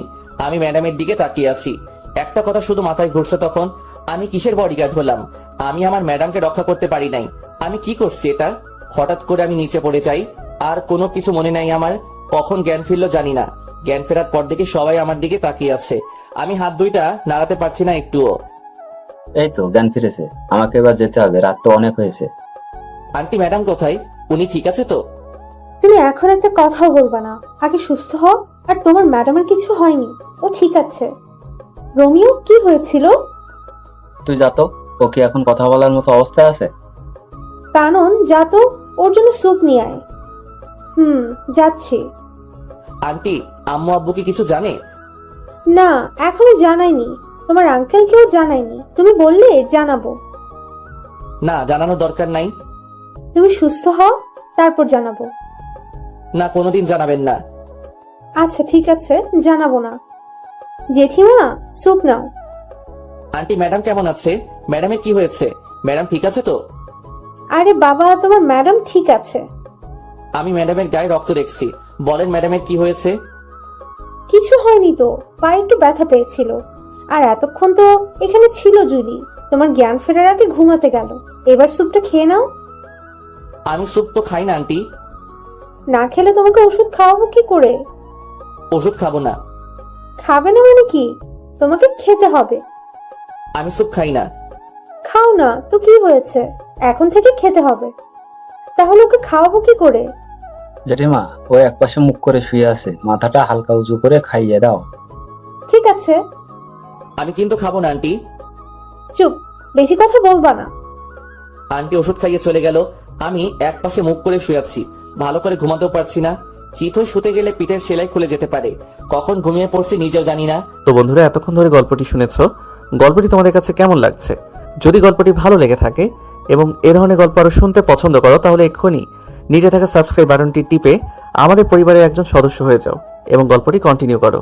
আর হ্যাঁ, একটি সুন্দর কমেন্ট করতে কিন্তু ভুলবে না। না, সকাল সকাল হালকা ব্যথা লাগছে। মনে হচ্ছে কে যেন আমাকে হালকা ধাক্কা দিয়ে এক পাশে করছে, কিন্তু কে করছে সেটাই দেখতে পাচ্ছি না। 9টার দিকে ঘুম ভাঙলো। কানন এসে শুরু করলো বকবক। এই মাইয়ার জন্য শান্তি কোনোদিনও হবে না। একজন মানুষ কিভাবে এত বকবক করতে পারে? ব্রাশ করিয়ে দিয়ে কানন চলে গেল। এখনো ম্যাডামকে একবারও দেখতে পাইনি। ম্যাডামকে একবার দেখলে শান্তি লাগতো। নিজের চোখে যতক্ষণ না দেখবো ম্যাডাম সুস্থ আছে, ততক্ষণ শান্তি পাবো না। রোমিও, কেমন আছো? এই তো একটু ভালো আছে। ব্যথা করছে সেলাইতে? ব্যথা তো করছে। তা তো করবে, 3টে কোক খেয়েছো। আচ্ছা কি হয়েছিল বলো তো? ম্যাডাম বলল শপিং করতে যাবে, তাই নিয়ে গেলাম। দোকানগুলো ঘুরে ঘুরে দেখছিল, কিন্তু হঠাৎ করে হামলা করলো। অনেক কষ্টে পালিয়ে আসছি। এত রাত পর্যন্ত শপিং মলে কি করছিলে? সেটা তো ম্যাডাম জানে। ম্যাডাম কিছু নিচ্ছে না, শুধু ঘুরছে। একটা দোকানে গিয়ে যখন বসছে তখনই হামলা হলো। যা হওয়ার হয়েছে, এবার নাও, নাস্তা করে নাও। আন্টি নিজের হাতে নাস্তা খাইয়ে ওষুধ খাইয়ে দিয়ে চলে গেল। 5 দিন পর সেলাই খুলে দেওয়াতে একটু আরাম করে ঘুমাতে পারছি, বসতে পারছি, হাঁটতে পারছি। তবে রুমের বাইরে যেতে দেয় না, কেউ না কেউ এসে বাধা দিয়েই দিবে। তবে এখনো ম্যাডামকে দেখতে পারলাম না। ম্যাডাম কোথায়, কি করছে কিছু জানি না। 18 দিন পর সুস্থ হলাম। সকালে ঘুম থেকে উঠে আস্তে করে দৌড়াচ্ছি, জিম করছি। অনেক কষ্ট হচ্ছে সব করতে, কিন্তু কি করব? এই 18 দিনে জোর করে খাইয়ে খাইয়ে আমার পেট বড় করে দিছে। এত বড় পেট দেখতে খুব খারাপ লাগছে। বাড়িতে এসে ঢুকলাম মাত্র, সাথে সাথে শুরু হলো আন্টির ঝাড়ি। রোমিও, তুমি অসুস্থ শরীর নিয়ে কোথায় গিয়েছিলে? আন্টিকে দৌড়াতে গিয়েছি, আর আমি এখন পুরো সুস্থ আছি। আজ থেকে আমি আবার আমার কাজ করব।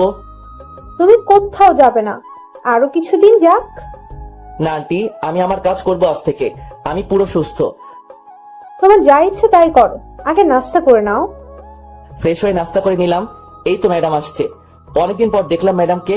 যা বাবা, আমি আবার কি করলাম? রাগি চোখে তাকিয়ে আছে কেন সেটাই তো বুঝতেছি না।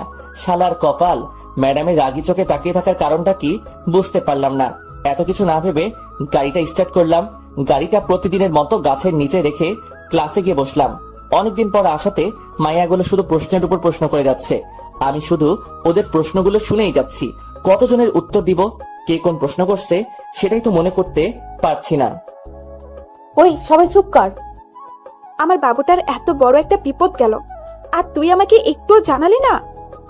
তোরে জানিয়ে কি করব? তুই কি ওরে সুস্থ করে দিতে পারবি নাকি? ও না পারলেও আমি পারবো। আমি ওকে আর তোদের বডিগার্ডের কাজ করতে দিব না। ওই চুপ, তোদেরকে আগেও বলছি, ও শুধুই আমার। আর কেউ যদি ডিস্টার্ব করিস তাহলে তোদের খবর আছে বলে দিলাম।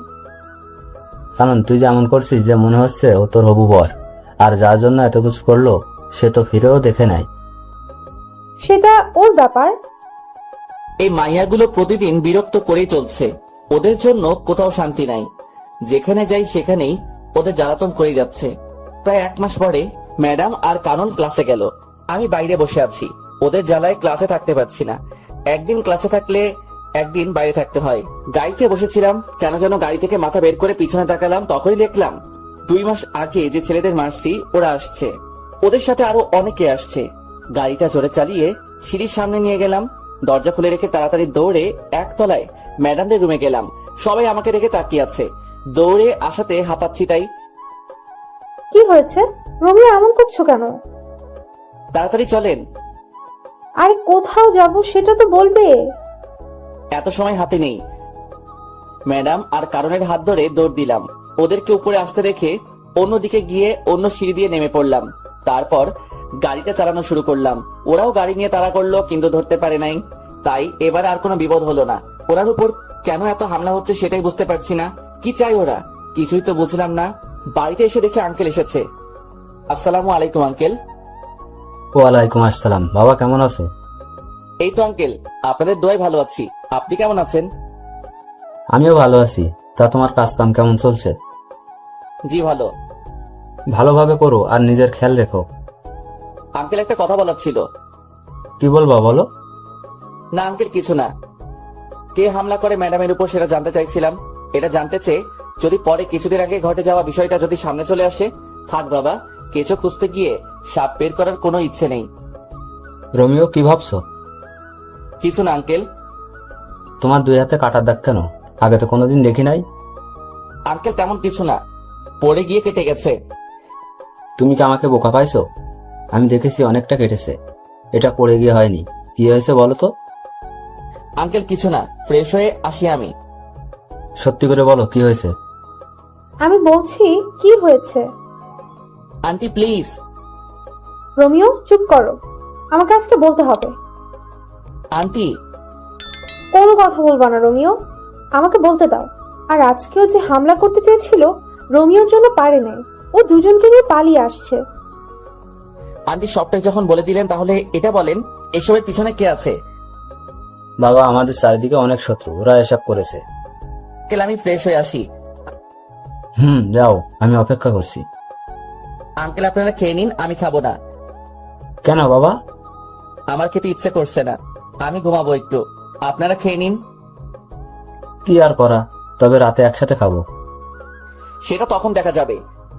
রুমে এসে ফ্রেশ হয়ে দিলাম সেই একটা ঘুম। 6টার সময় ঘুম থেকে উঠে ফ্রেশ হয়ে একটু ঘোরাঘুরি করে বাসায় আসলাম। রোমিও এখানে এসো, একটু আড্ডা দিব। আঙ্কেল আমি এখানে ঠিক আছি তো। আরে এসো তো। বসো, একটা কথা বলছি শোনো। আমি জুলির বিয়ে দিয়ে দেবো। আঙ্কেল এটা কি বলেন? ম্যাডামের তো এখনো পড়ালেখা শেষ হয়নি। এখন বিয়ে দিয়ে দিলে ওনার ক্যারিয়ারের কি হবে? ক্যারিয়ার পরে, আগে আমি আমার মেয়ের জন্য সুরক্ষা চাই। আমি আমার এক বন্ধুর ছেলের সাথে ওর বিয়ে ঠিক করেছি। ও আমেরিকাতে থাকে। বিয়ের পর জুলিকে নিয়ে যাবে আমেরিকায়। ওখানে আমার মেয়ে সুরক্ষিত থাকবে। ওরা কি জুলিকে বিয়ের পরে পড়াবে? সেটা ওদের ব্যাপার। আমি এই মাসের মধ্যেই বিয়ে দিয়ে দেবো জুলির। তুমি যা ভালো বুঝবে তাই করো। যাক বাবা, আমাকে আর বডিগার্ডের চাকরি করতে হবে না। ম্যাডামের বিয়ে হয়ে গেলে বাড়িতে গিয়ে নাকে তেল দিয়ে ঘুমাবো। রোমিও আসবো? এসে তো পড়েছেন, আবার আসবো বলে দরকার কি? আমাদের তো লাইন পরিষ্কার হয়ে গেল। কিসের লাইন? জুলির পরে তো আমার সিরিয়াল, তাই বলছি আমাদের লাইন পরিষ্কার হয়ে গেল। ম্যাডামের পরে আপনার সিরিয়াল ঠিক আছে, তাতে আমাদের লাইন পরিষ্কার হবে কেন? আমাদের লাইন পরিষ্কার হবে না কেন? আমি তো তোমাকে ছাড়া অন্য কাউকে বিয়ে করব না। কি? শোনো নাই, আবার বলছি, আমি তোমাকে বিয়ে করব। জীবনেও না। কেন করব না? আমার কোন দিক দিয়ে কমতি আছে? আমি আপনাকে কেন বিয়ে করতে যাব? তাছাড়া আপনার মতো পেতনিকে বিয়ে করে কথা তো ভাবতেও পারি না। ওই রোমিও, আমি পেতনি? না, পেতনি রানী। তোরে আমি দেখে নিব রোমিও। ভাগেন তো। দাঁড়া, তোর খবর আছে। এটার খবর? কোন চ্যানেল? সংবাদ পড়বে কে? রিপোর্টার কে? ক্যামেরাম্যান কে? বিরক্তিকর ছেলে একটা। রাগে হনহন করে চলে গেল কানন। একটু লজ্জাও নাই মাইয়ার, এসে বিয়ের প্রস্তাব দিচ্ছে। আমি জীবনেও তো এই মাইয়ারে বিয়ে করব না। আমি গরিবের সন্তান, গরিবের কোনো মেয়েকে বিয়ে করব সেটাই ভালো আমার জন্য। আমি বাবা এসব বড় লোকের মেয়ের পিছনে নেই, এমনিতে বিন্দাস আছি। রাতে আঙ্কেল এসে ডেকে গেল খেতে, ইচ্ছে না থাকা সত্ত্বেও যেতে হলো। গিয়ে দেখি সবাই আমার জন্য বসে আছে, ম্যাডামকেও দেখতেছি। ওই দিন একসাথে বসে খাবার খাওয়ার অপরাধে ঘুমাতে দিল না, সাথে 12টা থাপ্পড় দিল।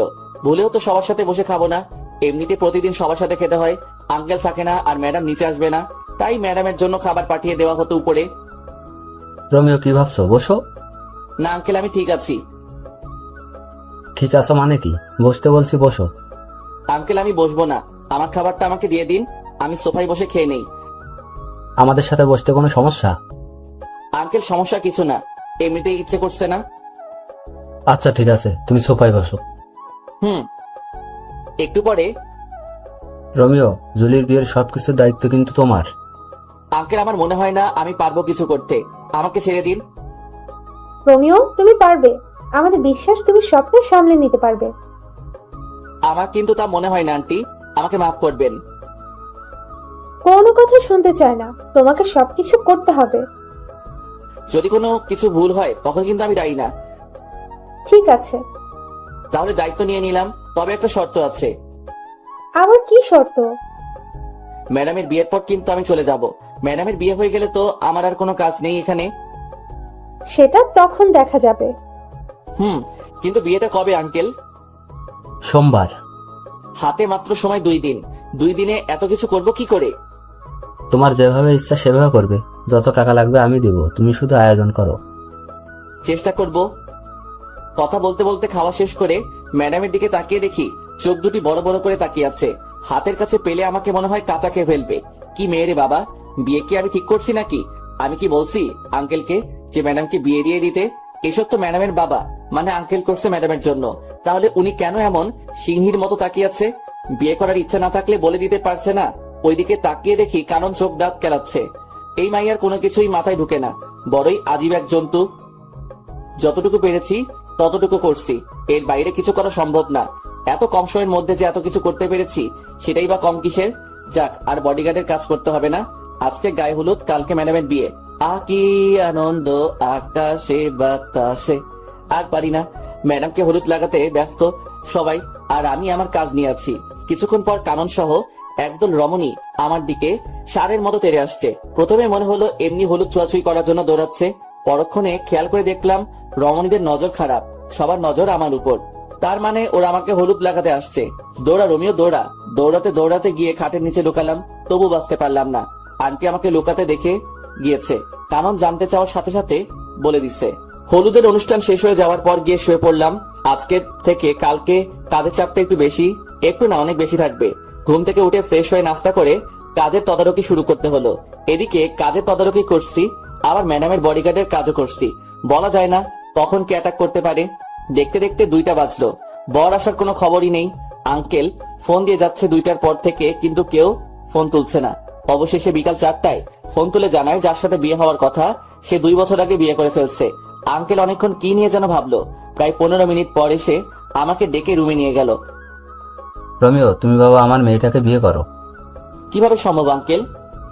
তুমি চাইলে সম্ভব। আঙ্কেল আমি আপনার সব কথা মানতে পারবো, কিন্তু বিয়েটা করতে পারবো না।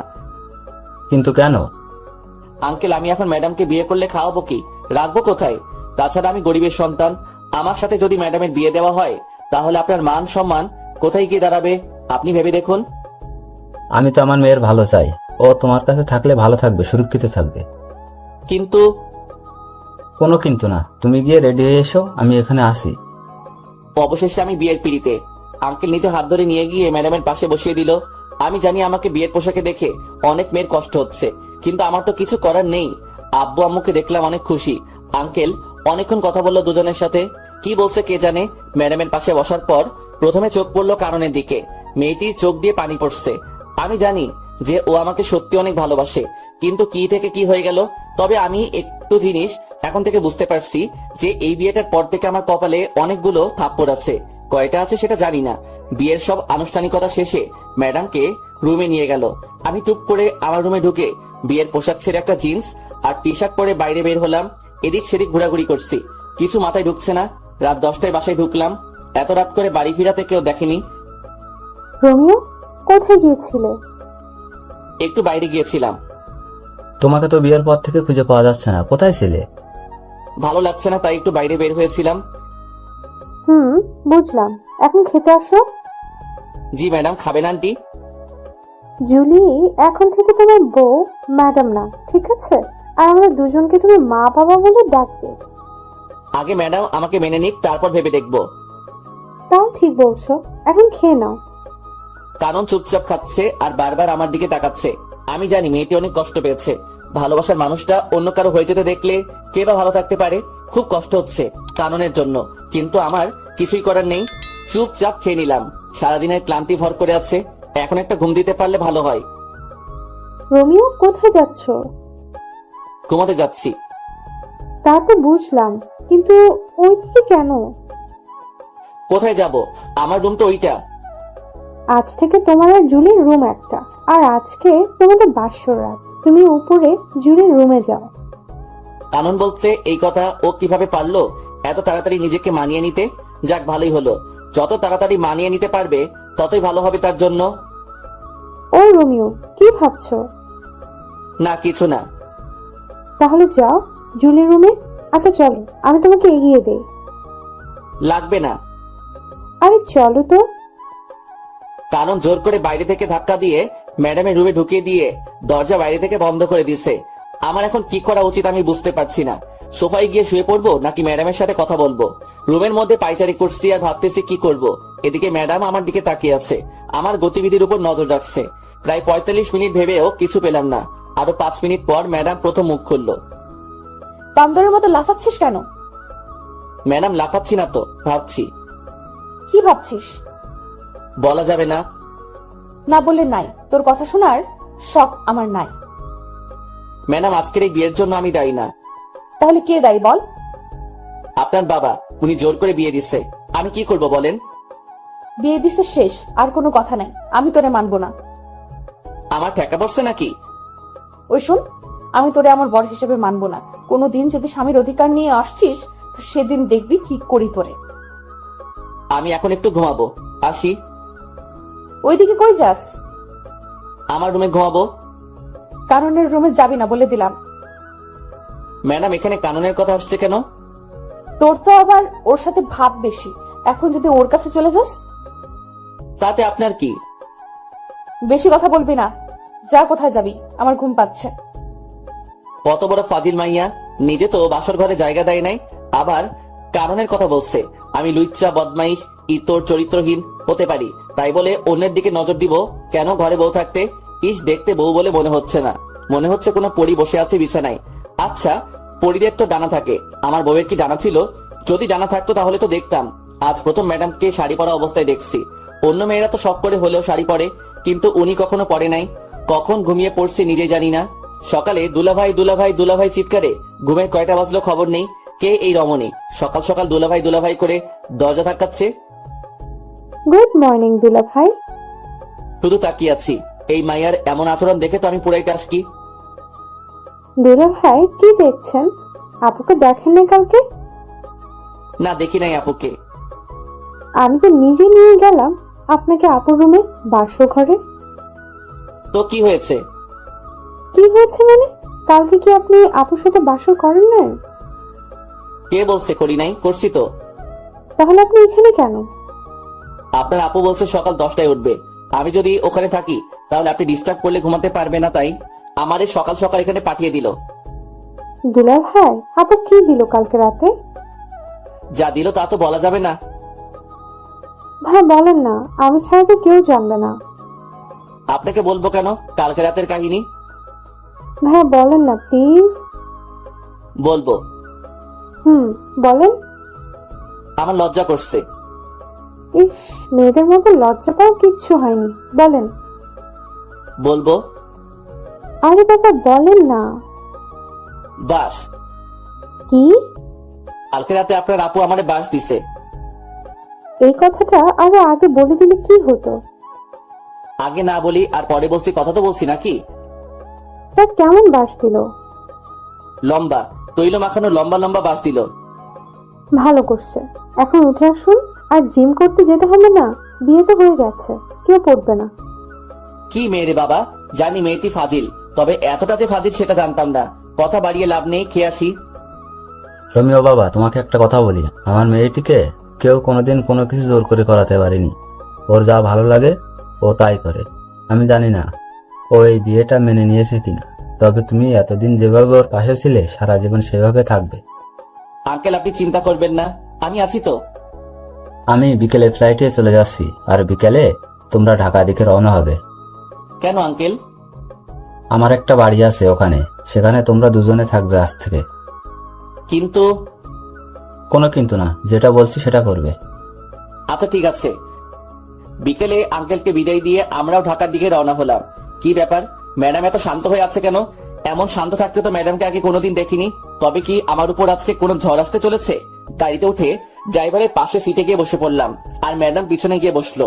আঙ্কেলকে বারবার বারণ করার পরও ড্রাইভার দিয়ে দিল সাথে। 9 ঘন্টা পর আমরা ঢাকার বাড়িতে পৌঁছালাম। রাত 12টায় গিয়ে বাসায় ঢুকলাম। বাড়িতে কেউ না থাকলে যা হয় আর কি, সব জায়গায় ময়লা জমে আছে, কেমন যেন একটা গন্ধ আছে। আমি চারপাশে তাকিয়ে তাকিয়ে দেখছি, আর ম্যাডাম আমার দিকে চোখ বড় বড় করে তাকিয়ে আছে। ওই তাকিয়ে তাকিয়ে কি দেখছিস? অনেক ক্লান্ত লাগছে, আমি ঘুমাবো। কে বারণ করছে আপনাকে ঘুমাতে? কে ঘুমিয়ে পড়েন। ঘুমিয়ে পড়বো মানে কি? আমি কি না খেয়ে ঘুমাবো নাকি? তো খেতে বারণ করছে কে? খাবার পাবো কোথায় আমি? তুই গিয়ে নিয়ে আয়। কোনটা করবেন সেটা বলেন, আগে খাবেন নাকি ঘুমাবেন? দুইটা করব। আগে কোনটা করবেন? খাবো। কি খাবেন? বিরিয়ানি খাবো। সাথে আর কিছু লাগবে? একটা প্রাণাক নিয়ে আসবি। টাকা দেন। এই তোর লজ্জা করে না আমার কাছে টাকা চাইতে? লজ্জা করবে কেন? টাকা তো আমি রাখছি আপনার ব্যাগে। কি? আপনি ব্যাগ খুলে দেখেন। কখন রাখছিস?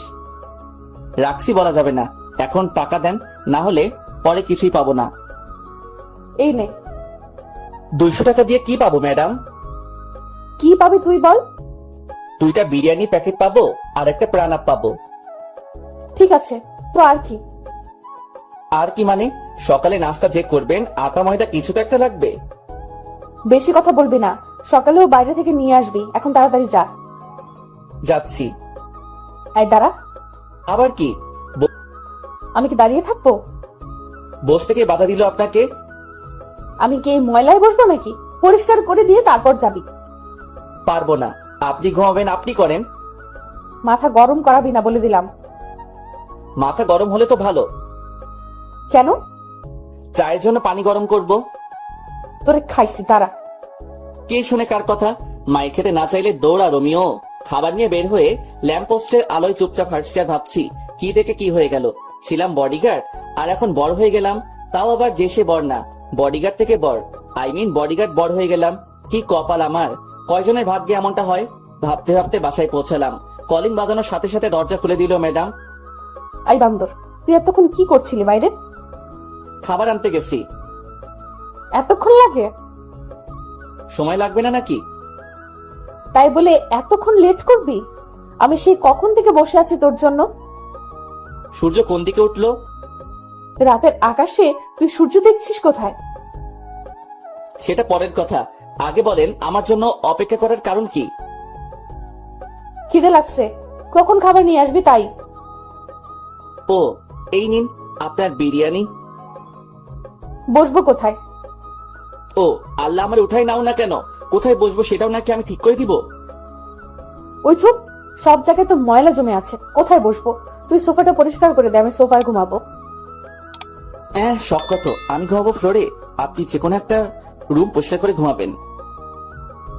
ওই, আমি তোর ম্যাডাম, আমি যা বলবো তুই তাই করবি। কোন উপন্যাসে লেখা আছে? তোর জন্য উপন্যাস খুঁজতে পারবো না, যেটা বলছি সেটা কর। ঠিক আছে ম্যাডাম, আপনি খেয়ে নিন। এই মায়ের উপর ঠাড়া পড়ুক, সোফায় রাত কাটিয়ে দিব ভাবছি, আজকে কিন্তু সেটা স্বপ্নে থেকে গেল। এই মায়ের জন্য তা হলো না। এটা সেটা করতে করতে রাত 2টা বাজলো। কি দৌ লাগছে হেব্বি, খুব ঘুমো পাচ্ছে। ম্যাডামকে শুয়ে পড়ছে। এটা কি সেই বদরাগী মেয়েটি? কি সুন্দর লাগছে ঘুমন্ত অবস্থায় আমার ম্যাডামকে। কিছু চুল এসে মুখে পড়ে আছে, এতে করে আরো মায়াবী লাগছে ম্যাডামকে। একটু ছুঁয়ে দিতে ইচ্ছে করছে ম্যাডামকে। আচ্ছা ম্যাডাম তো এখন আমার বউ, ছুঁয়ে দেখবো কি একটু? যদি একটা থাপ্পড় দেয় তখন কি হবে? না বাবা, দরকার নেই। ছুঁয়ে দেখার পরে কোনোদিন যদি আমায় মেনে নেয় তারপর না হয় ছুঁয়ে দেখা যাবে। খেয়ে শুয়ে পড়লাম ফ্লোরে, সেই একটা ঘুম হলো। কিন্তু সকালে শান্তিতে ঘুমাতে পারলাম না, 2টায় ঘুমাইছি। সেখানে সারাদিনের ক্লান্তি কাটিয়ে ঘুম থেকে উঠতে উঠতে 10টা না হোক 8টা তো বাজতে হবে। কিন্তু না, সেটা আর হলো না। সকাল সকাল ম্যাডামের চিল্লানিতে ঘুম ভাঙলো। ম্যাডাম সকাল সকাল এত চিল্লানি শুরু করে দিলেন কেন? চিল্লানি দিব না কেন তুই বল? কালকে রাতে মশা কামড়িয়ে কামড়িয়ে আমারে শেষ করে দিল। তার উপর ঠান্ডা লাগছিল, তুই একটা চাদরও দিলি না গায়ে। আমি একটুও ঘুমাতে পারিনি। ওহ আল্লাহ, আমি কোন মেয়ের পাল্লায় পড়ছি? উনি রাতে ঘুমাতে পারে নাই বলে আমারও ঘুমাতে দেয় নাই। প্রতিদিন তো সকাল 6টায় উঠিস, এখন 8টা বাজে উঠছিস, তারপর এমন করছিস কেন? এখন যা নাস্তা নিয়ে আয়। হ্যাঁ, আমি যে সকাল 6টায় উঠি তা আপনি জানলেন কি করে? তার মানে আপনি আমায় প্রতিদিন লুকিয়ে লুকিয়ে দেখছেন? তোরে দেখতে যাবো কেন? তুই কে? নাস্তা নিয়ে আয়, খিদে লাগছে। যাচ্ছি। নাস্তা শেষ করে কাজ নিয়ে ব্যস্ত হয়ে পড়লাম। এত বড় বাড়ি পুরোটা আর 2জন মানুষকে নিয়ে পরিষ্কার করলাম। ম্যাডাম বসে বসে দেখছে আর চিপস খাচ্ছে। এই মাইয়া পারেও বটে, সারাদিন চিপসকে কাটিয়ে নিল। কয়টা খাইছে হিসাব নাই। আর এদিকে আমার অবস্থা খারাপ হয়ে যাচ্ছে খিদেই। ম্যাডাম রাতে কি খাবার নিয়ে আসবো নাকি রান্না করব? বাইরে খাওয়ার বেশি হলে শরীর খারাপ করবে, তুই রান্না করে নিবি। পারবো না, আপনি করে নেন। বাবা কি বলেছিল মনে নাই তোর? আমারে দেখে রাখতে বলছে। দেখে রাখতে বলছে, রান্না করে খাওয়াতে নয়। যাদব, মুখে মুখে কথা বলিস, যা বলছি তাই কর। পারবো না, আমি খাবো না, রান্নাও করবো না। সারাদিন কাজ করছি, এখন ঘুমাবো। যা রান্না কর। শালার কপাল, বিয়ে করছি কোথায় বইয়ের হাতে রান্না খাবো, কিন্তু এমন পোড়া কপাল, শুধু থাপ্পড় খাচ্ছি। দূর, ভাল লাগে না। প্রথমে ভাবলাম রান্না করবো না, পরে ভাবলাম রান্না না করলে তো মেয়েটি খাবে না। দুপুরে কাজে ব্যস্ত ছিলাম বলে রান্নাও করতে হয়নি, বাইরে থেকে কিছু নিয়ে আসতেও হয়নি। সকালে চিপস আনতে বলছে, ওগুলো খেয়েছে সারাদিন বাচ্চাদের মতো বসে বসে। যা পারি কিছু একটা রান্না করি, কিছু একটা তো খাওয়া হবে।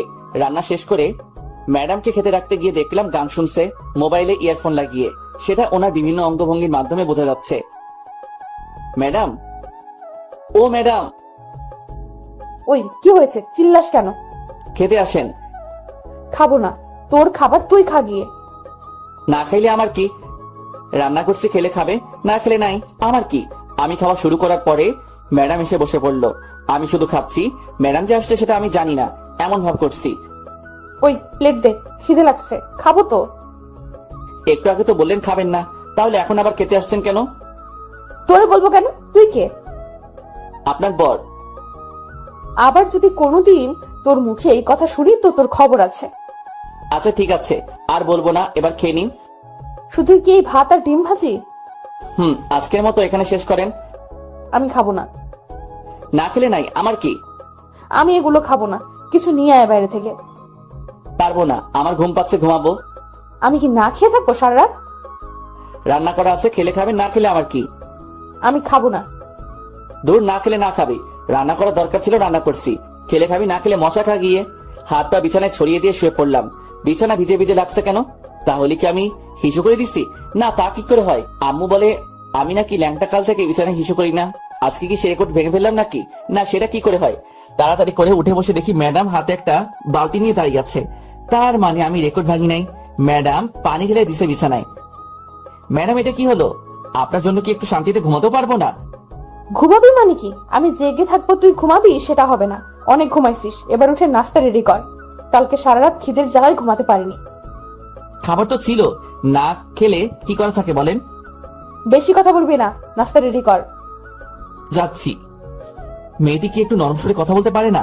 সবসময় কেমন যেন খিটখিট করে, ভাল লাগে না। সবসময় ম্যাডামের জ্বালাতন সাথে থাপ্পড় খেতে খেতে এগিয়ে চলছে আমার বিবাহিত প্যারাময় জীবন। বউটা আমার রাগী হলে কি হবে? কোনো খারাপ অভ্যাস নাই, তবে একটা বাজে অভ্যাস আছে। সেটা হলো স্বামীর গায়ে হাত তুলে। এই মেয়ের হাতে এখনো পর্যন্ত কয়টা থাপ্পড় খেয়েছি তার কোনো ঠিক নেই। বিকেলে ঘুমাচ্ছি, এমন সময় মনে হলো ভূমিকম্পন শুরু হয়েছে। তাড়াতাড়ি বাইরে বের হতে গিয়ে দেখি মোবাইলে আম্মুর নাম্বার ভাসছে। তখন মনে হলো ভূমিকম্পন হচ্ছে না, আমার মোবাইলই ডাকতেছে। হ্যালো আম্মু, কেমন আছো? ভালো থাকতে দিলি কবে? বিয়ে হয়েছে 3 মাস হতে চললো, কিন্তু বৌমাকে সেই বিয়ের দিনের পর থেকে আর দেখি না। তোরা এতবার করে বললাম বউকে নিয়ে একবার ঘুরে যা। কার বউ? কিসের বউ? কিভাবে বউ হলো? ওই ফাইজলামি হচ্ছে আমার সাথে?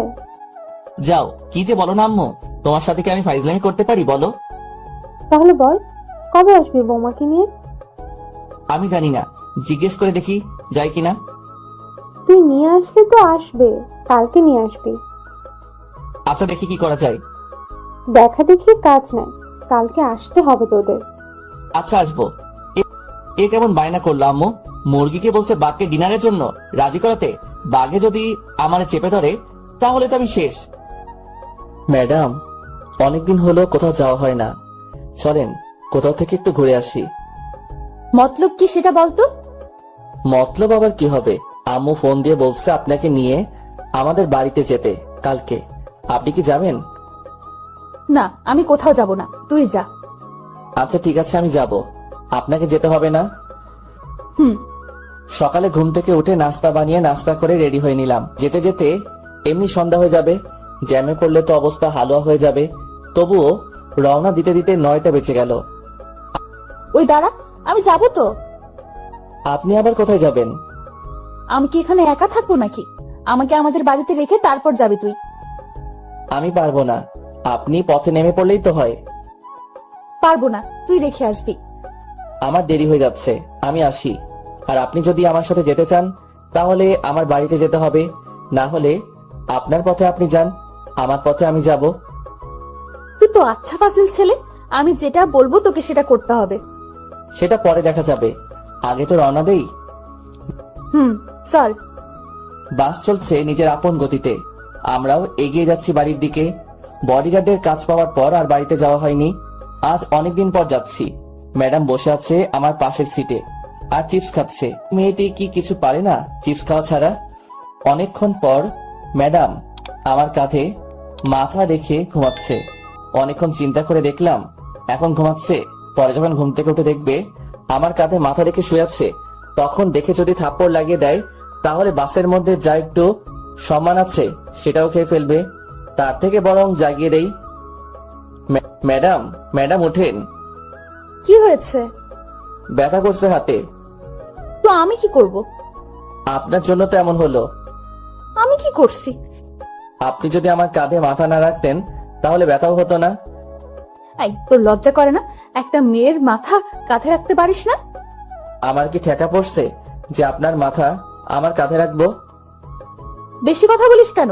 চুপ থাকতে পারিস না? না, পারি না। আবার কথা বলিস মুখে মুখে। এই তালা দিলাম মুখে, আর কোনো কথা বলবো না। বাড়িতে আসতে আসতে 7টা বেজে গেল। পথে একটু কথাও হয়নি ম্যাডামের সাথে। কখন যে বাসার দরজায় এসে দাঁড়িয়েছি নিজেই জানি না। কিরে, কি ভাবছিস? ওহ আম্মু, তুমি? আমি হব নাকি ভূত হবে নাকি? না তেমনটা না। আমার বৌমাকে নিয়ে আসছিস তো? তোমার বৌমা কোথায় পাবো? পিছনে দাঁড়িয়ে আছে যে, ওটাকে? ভূত মনে হয়, তাকিয়ে দেখো। কি, তুই আমার বৌমাকে ভূত বললি? তোর আজকে খাওয়া বন্ধ। খাওয়ার এত শখ নাই, তুমি তোমার বৌমাকে নিয়ে খাওয়াও। আসো মা, ভিতরে আসো। এটা কি হলো? ম্যাডাম তো চলে এলো। মাইয়া জাতি বড় অদ্ভুত জাতি। সকালে কত ভেজাল করলো এই মাইয়া এখানে আসবে না বলে, আর এখন কত সহজে আম্মুর সাথে হাসি খুশি চললো। মনে হচ্ছে না মেয়েটি রাগী বদমেজাজি। রোমিও, খেতে আয়। খাবো না, তুমি খাও তোমার বৌমাকে নিয়ে। রোমিও আয় বাবা, অনেকদিন হলো একসাথে বসে খাওয়া হয়নি। না না, খাবো না, তোমাদের বৌমা আসছে, ওরে নিয়ে খাও। ওই, বেশি বাড়াবাড়ি করবি তো খাওয়ার পাবি না। এই না, তা কি করে হয় আম্মু? তা যদি না হয় তাহলে খেতে আয়। আসছি, হাফ মিনিট দাঁড়াও। দাঁড়ানোর সময় নাই, এই তো আসছি। বসে পড়। এত আয়োজন কখন করলে আম্মু? আমার বৌমা আসবে আর আমি কিছুই রান্না করবো না নাকি? আমার জন্য তো কোনোদিন এত কিছু করনি, আজ বৌমা আসছে বলে এত কিছু? আবার যদি শুনি আমার বৌমাকে নিয়ে কোনো কথা বলিস তাহলে তোর কপালে কিছুই জুটবে না। এবার বল, কি করবি?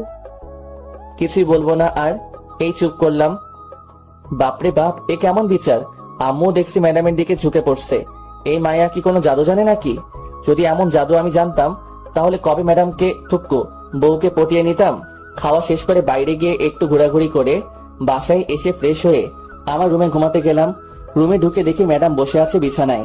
অনেক ক্লান্ত লাগছে, তাই কোনো কথা না বলে বালিশ নিয়ে নিচে শুয়ে পড়লাম। চোখ বন্ধ করার সাথে সাথে বুকের উপর ভারী ভারী লাগছে, সাথে গলা চেপে ধরছে মনে হলো কেউ। চোখ খুলে দেখি ম্যাডাম। আরে আরে, কি করছেন? ছাড়ুন বলছি। ছাড়বো না, কি বলা হচ্ছে শুনি? কি বলছি? মনে করে দেখ কি বলছিস। মনে পড়ছে না, মরে যাবো তো। ছাড়ুন বলছি, ছাড়ুন। ছাড়বো না। কি বলছিস শুন? তোমার বৌমা আসছে, তোমার বৌমাকে নিয়ে খাওয়াও। এই, আমি তোরে বলছি না আমার বাড়িতে রেখে আসতে? আমিও বলছিলাম পারবো না। ছাড়ুন না ম্যাডাম, মরে যাবো তো। ছাড়বো না। মরে যা, মরে গেলে তো আমি বাঁচি। আমি তো মরবো না। তাহলে আমি তোরে নিজের হাতে খুন করব। পারলে করেন, কে বারণ করছে? মারবো মারবো, সুযোগটা আগে আসুক তারপর। 2 দিন বাড়িতে কাটানোর পর আবার ঢাকায় ফিরে এলাম।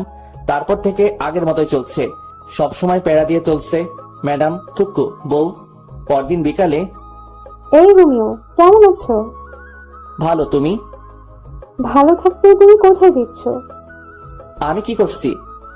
তোমায় যে ভালোবেসে ফেলেছি। ম্যাডাম জানে এটা? পাগল নাকি? তোমার ম্যাডাম জানতে পারলে তো আমাকে মেরে ফেলবে। ওই দিন যা করলো তোমার কথা জিজ্ঞেস করাতে। তাহলে এখন আবার কথা বলছো কেন? তুমিও মরবা, সাথে আমারও মারবা? আচ্ছা, তোমার বউ তো তোমাকে ভালোবাসে না, তাহলে ওকে ডিভোর্স দিয়ে দাও। যাও যাও, তুমি গিয়ে ম্যাডামকে বলে আসো আমাকে যেন ডিভোর্স দিয়ে দেয়। আচ্ছা, বলবো। তবে ডিভোর্স দিয়ে দিলে আমাকে গলায় ঝুলিয়ে নিতে হবে। যদি ডিভোর্স করাতে পারো তবে। ওকে, আমি রাজি। তবে ম্যাডাম যদি আমারে কিছু বলে তাহলে আমি সব বলে দিব। তোমাকে বলতে হবে না, আমি বিকালে তোমাদের বাসায় এসে জানাবো। যদি মার্কেটে না চাও তাহলে বাসায় থাকো, আর যদি মায়ের খাবার শখ থাকে তাহলে বিকেলে এসো। আসবো আসবো। কি মেয়েরে বাবা, মরার ভয় নেই নাকি? ও আসবে আমার আর ম্যাডামের ডিভোর্স করাতে? আমার তো লুঙ্গি ড্যান্স দিতে ইচ্ছে করছে। বিকেল এসো, চা নাস্তার বদলে মায়ের খেয়ে যেও। ইদানিং ম্যাডাম আমাকে যেভাবে প্রতিদিন পিটায় কোনো কারণ ছাড়া, আর উনি আসবে ডিভোর্স নিয়ে কথা বলতে। ওহ, ওই মায়ের তো পরিচয় দেওয়া হয়নি। উনি হলো আমাদের বাড়ির থুক্কু, আমার শ্বশুর বাড়ির পাশের বাসার একটি মেয়ে। এখানে আসার পর থেকে আমার পিছনে পড়ে আছে। ওর নাম তো বলা হয়েছে, তবুও বলি, ও ইভা। পড়ালেখা শেষ করে বসে আছে, থুক্কু বসে নাই, আমার পিছনে পড়ে আছে। আজকে আর ঘুমালাম না, 4টার সময় বের হয়ে গেলাম বাসা থেকে। বাসায় থাকলে আজকে আমার উপরে দিয়ে শনি রবি সোম মঙ্গল সব চলবে। 9টার দিকে বাসায় ঢুকলাম, ঢুকে সোজা রান্নাঘরের দিকে দিলাম দৌড়। খুব খিদে লাগছে, খাবার গরম করতে হবে। ম্যাডাম ঠান্ডা খাবার খেতে পারে না, আর আমি ঠান্ডা ছাড়া খেতে পারি না। রাতে একসাথে খেয়ে শুয়ে পড়লাম। আমার রুমে গিয়ে, ম্যাডাম থাকে অন্য রুমে। একটু পরে ম্যাডাম ঢুকলো আমার রুমে হাতে একটা লাঠি নিয়ে। এদিকে ভয়ে আমি কাঠ হয়ে যাচ্ছি। আয় এদিকে আয়। কেন ম্যাডাম? কাজ আছে, আয়। কি কাজ? তাড়াতাড়ি বলেন, আমি ঘুমাবো। তোর ঘুম পাড়াচ্ছি, দাঁড়া।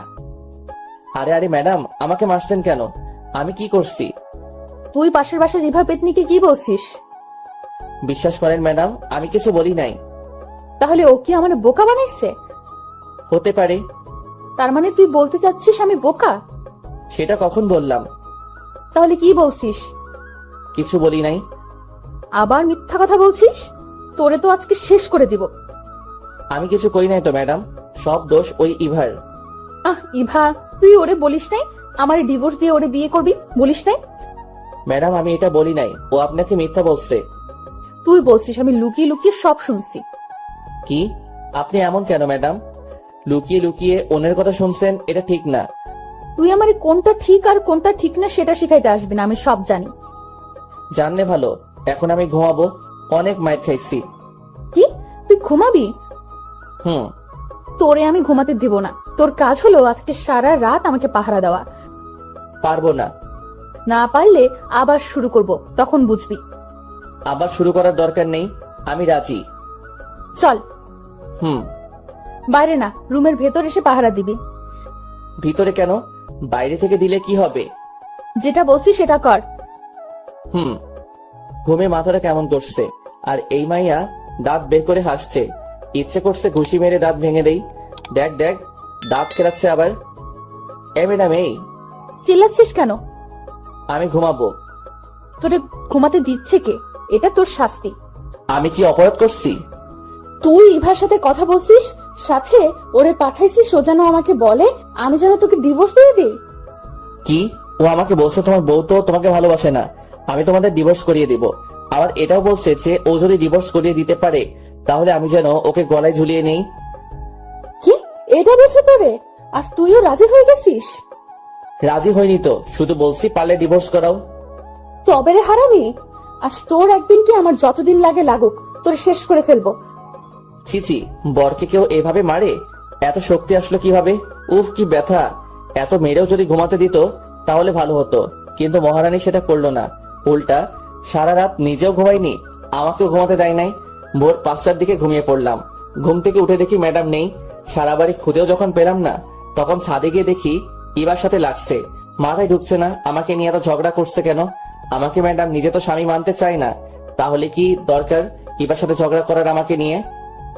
রোমিও, তুমি কি বলছো? এই পেতনি তো কে? কি আমি পেতনি? তোর 14 গোষ্ঠী পেতনি। তোরে যদি আর একদিন দেখি আমার বরের দিকে নজর দিতে, তাহলে তোর চোখ তুলে ফেলবো। আমিও শেষবারের মতো বলছি, ওরা ডিভোর্স দিয়ে দাও। আমি কেন আমার বরকে ডিভোর্স দিব? কারণ আমি রোমিওকে ভালোবাসি। তোর ভালোবাসা বের করছি, দাঁড়া, এখনো সময় আছে, ওর পিছু ছেড়ে দে। এবার কি হচ্ছে এসব? তুমি কেন আমাদের ডিভোর্স করতে চাচ্ছ? আমি কি কোনোদিন বলছি তোমাকে ভালোবাসি? শুধু শুধু কেন অশান্তি করছো? ডিভোর্স দেওয়া না দেওয়া সেটা আমাদের দুজনের ব্যাপার। আশা করি আমাদের মাঝে তুই ঢুকতে আসবে না আর। তুই এখানে কেন এসেছিস? চল ভেতরে চল, তোর ব্যবস্থা করছি। টেনে ভিতরে নিয়ে গেল। রুমে ঢুকিয়ে দরজা বন্ধ করে দিল বাইরে থেকে। খিদের জ্বালায় বাঁচি না। ম্যাডাম ছেড়ে দিন না আমাকে, নাস্তা রেডি করব, খিদে লাগছে। ছাড়াছাড়ির কোনো কথা নাই, তুই আজ থেকে এই রুমে বন্ধ থাকবি। নাস্তা বানাবে কে? আমি বানাবো। রান্না করবে কে? আমি করব। ঝাড়ু দিবে কে? আমি দিব। কাপড় কাচবে কে? আমি। ইস, ঢং দেখে বাঁচি না। পারেন তো শুধু শার্ট প্যান্ট পরতে, আর আমারে ধোলাই করতে। কি কি বললি তুই? তোর খাওয়া বন্ধ আজ থেকে। ইয়ার থ্রু, আপনি রান্না করতে পারেন নাকি যে আপনার রান্না খাবো? তোরে আমি মেরে ফেলবো। না মেরে ইভাকে দিয়ে দিন। আবার সেই ভাত? তোর মুখে কি আর কোনো নাম নেই? আছে তো। কে সে? আনন। তবে রে, তোর খাওয়া বন্ধ বলছি, বন্ধ। খাবো না। এসব কি হচ্ছে? কিছুই তো মাথা 16 জিবি মেমোরিতে ঢুকতেছে না। ম্যাডাম কি আমার উপর দুর্বল হয়ে পড়ছে? এটা কি করে সম্ভব? আমি কোথায় আর ম্যাডাম কোথায়? ম্যাডাম কি আমাকে ভালোবেসে ফেলেছে নাকি? যদি ভালো না বাসে তাহলে ইবার সাথে ঝগড়া কেন করছে আমাকে নিয়ে? তবে কি ম্যাডাম আমাকে ভালোবাসে? ম্যাডামের কোনো সারা শব্দ নেই। ম্যাডাম কি করছে দেখা দরকার, কিন্তু কিভাবে দেখবো? ম্যাডাম তো বাইরে থেকে দরজা বন্ধ করে দিছে। কি করা যায়? পাইছি, জানালা দিয়ে বের হব, কিন্তু কিভাবে? অবশেষে অনেক কষ্টের পর জানালা দিয়ে বের হয়ে ছাদে পৌঁছালাম। এবার দেখার পালা ম্যাডাম কি করে। চুপি চুপি এসে সোফার পিছনে লুকিয়ে পড়লাম। ম্যাডামকে কোথাও দেখছি না। একটু পরে দরজা খুলে বাসায় ঢুকলো, হাতে কয়েকটা প্যাকেট নিয়ে। তারপর গিয়ে ফ্রেশ হয়ে এসে প্লেট নিয়ে আমাকে যে রুমে বন্ধ করে রাখছে সেই রুমে দরজায় গিয়ে বসে খাবার বের করছে। এইদিকে আমার অবস্থা খারাপ হয়ে যাচ্ছে খিদায়। চোখের সামনে গরম গরম বিরিয়ানি দেখে খিদের পরিমাণ আরো 3 গুণ বেড়ে গেল। 2টা প্লেটে বিরিয়ানি বেড়ে রাখছে। রোমিও, চুপ করে আছি। আয় রোমিও, খেতে আয়। এখনো চুপ? ওই আসবি নাকি মাইর খাবি? কোনো সারা শব্দ না পেয়ে রুমে ঢুকলো ম্যাডাম, আর আমি এই সুযোগে একটা প্লেট নিয়ে ডাইনিং টেবিলের নিচে বসে পড়লাম। ওইদিকে ম্যাডাম আমাকে খুঁজে খুঁজে হয়রান হয়ে যাচ্ছে। আমি খাবার তালে আছি। আয় বিড়াল, বের হয়ে আয়। ম্যাডাম, আপনি কখন আসছেন? জানালা কেটে পালিয়ে এসে বসে বসে খাচ্ছিস? এই তুই না বসিস আমি রান্না করতে পারি না, তাহলে খাচ্ছিস কেন? আপনার রান্না হলে খেতাম না। কি? এটা আমার রান্না না? কি চিটিং মাইরি! বাইরে থেকে খাবার নিয়ে এসে নিজের নাম দিচ্ছেন। আমি বাইরে থেকে খাবার নিয়ে আসছি, কে বসে তোকে? আমি দেখছি। তবে রে বান্দর পোলা। ম্যাডাম, এটা কি হলো? কি হয়েছে? আপনার নজর খারাপ হয়ে যাচ্ছে ম্যাডাম। কি কি করছি আমি যে আমার নজর খারাপ হয়ে গেল? একটু আগে যেটা করলেন এটা কি ঠিক করছেন? তুই আজ থেকে আমার সাথে কথা বলবি না। অন্য মেয়েদের সাথে টাঙ্কি মারতে পারিস, তখন কিছু হয় না, আর এখন আমি তোকে একটা কিস দেওয়াই বলছি? আমার নজর খারাপ? কোনোদিনও তোর সাথে কথা বলবো না, তুইও কথা বলতে আসবি না। বলবো না? আপনি কোন দিন কি আমাকে স্বামী সম্মান দিছেন? দেন নাই। কথায় কথায় থাপ্পড় মারতেন, এটা করতেন সেটা করতেন, কথায় কথায় অপমান করতেন। আমি কোনোদিন আপনার কোনো কিছুতে বাধা দেই নাই, আপনিও আমার কোনো কিছুতে বাধা দিবেন না। আজ থেকে আপনার মতো আপনি থাকবেন আর আমার মতো আমি। এটা কি হলো? যা হওয়ার হয়েছে, এত কিছু ভাবার সময় নাই। পেট ভরে গেছে, এখন একটু পাসপোর্ট অফিস থেকে আসি। পাসপোর্ট রেডি হয়ে গেছে, মেসেজ আসছে, ওটা নিয়ে আসি। প্রায় 1 মাস হতে চললো। ম্যাডাম আর আমার কোনো কথা হয় না। দুজনে বাইরে গিয়ে খাবার নিয়ে এসে তারপর নিজেদের রুমে গিয়ে খাই। ম্যাডামের দিকে তাকালে বোঝা যায় ম্যাডাম এখন রাত জাগে। চোখের নিচে কালি জমে গেছে, অগোছালো হয়ে গেছে। আগের মতো জিন্স শার্ট পরে না, সালোয়ার কামিজ এসব পরে। আগের থেকে অনেক সুন্দর লাগে ম্যাডামকে, তবে শাড়ি পরলে আরো সুন্দর লাগতো। বাংলার মেয়েদের শাড়ি ছাড়া মানায় না। ভাবছি একটা ট্রিট দিব ম্যাডামকে। ভিসা, পাসপোর্ট সবকিছু রেডি হয়ে গেছে। সৌদি চলে যাব। আমার বেস্ট ফ্রেন্ড ওখানে থাকে, ও সব ব্যবস্থা করছে। ম্যাডাম, কি? শপিং করতে যাবেন নাকি? যাব না। আর কিন্তু সুযোগ পাবেন না। আবার বলছি, শপিং করতে যাবেন? যাব, নিয়ে চল। চলুন। যাক, যেতে রাজি হয়েছে। দুজনে একসাথে বের হলাম।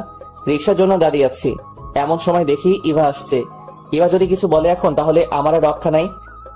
এই জান, শোনো না, রাতে ফোন দিলে ছাদে এসো, দুজনে একসাথে চাপে। যেখানে বাঘের ভয় সেখানে সন্ধ্যা হয়। কি দরকার ছিল এটা বলার? ফাজিল মাইয়া, লুচ্চা মাইয়া, কি মজা পাই বুঝি না এমন করে। ম্যাডাম, শপিং করতে যাবেন না? দাঁড়া, তোর শপিং বের করছি। তোর ইভাকে শপিং করিয়ে দে, যা। আজ থেকে তোর সাথে আমার কোনো সম্পর্ক নাই। তুই লুকিয়ে লুকিয়ে অন্য মেয়ের সাথে কথা বলিস। ম্যাডাম, আমার কোনো সম্পর্ক নাই কারোর সাথে। ইভা তো অনেক আগে থেকে আমার পিছনে লেগে আছে, সেটা আপনি জানেন। অবশ্যই তোর সাথে ওর সম্পর্ক আছে, না হলে তোরে জান বলে ডাকলো কেন? আমাকে ফাঁসানোর জন্য এটা বলছে।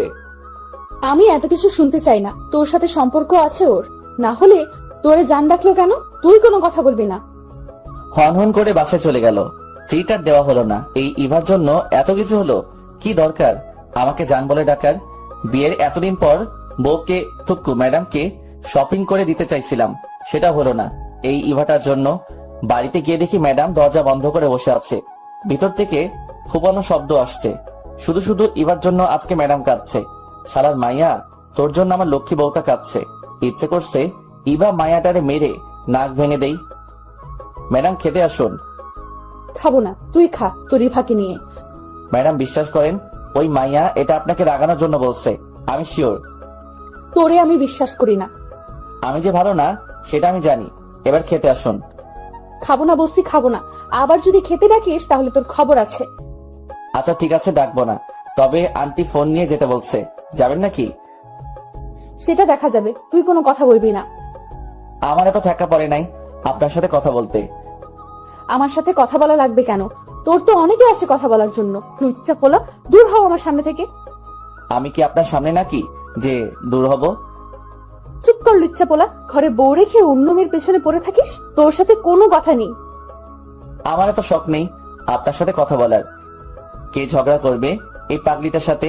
কখন বাঘিনীর মতো তেড়ে আসবে তার কোনো ঠিক নাই। চিড়িয়াখানায় আছে থুক্কু, রুমে আছে, ওখানে ঠিক আছে। সকালে ঘুম থেকে উঠে ধাক্কাধাক্কি করে দরজা খুলে ম্যাডামের রুমে ঢুকে দেখি নিচে শুয়ে আছে। একটা মেয়ের রুম মনে হচ্ছে না, বিছানা বালিশ সব ছড়িয়ে ছিটিয়ে আছে পুরো রুমে। মনে হয় আমাকে মারতে না পেরে বিছানা বালিশের সাথে যুদ্ধ করছে।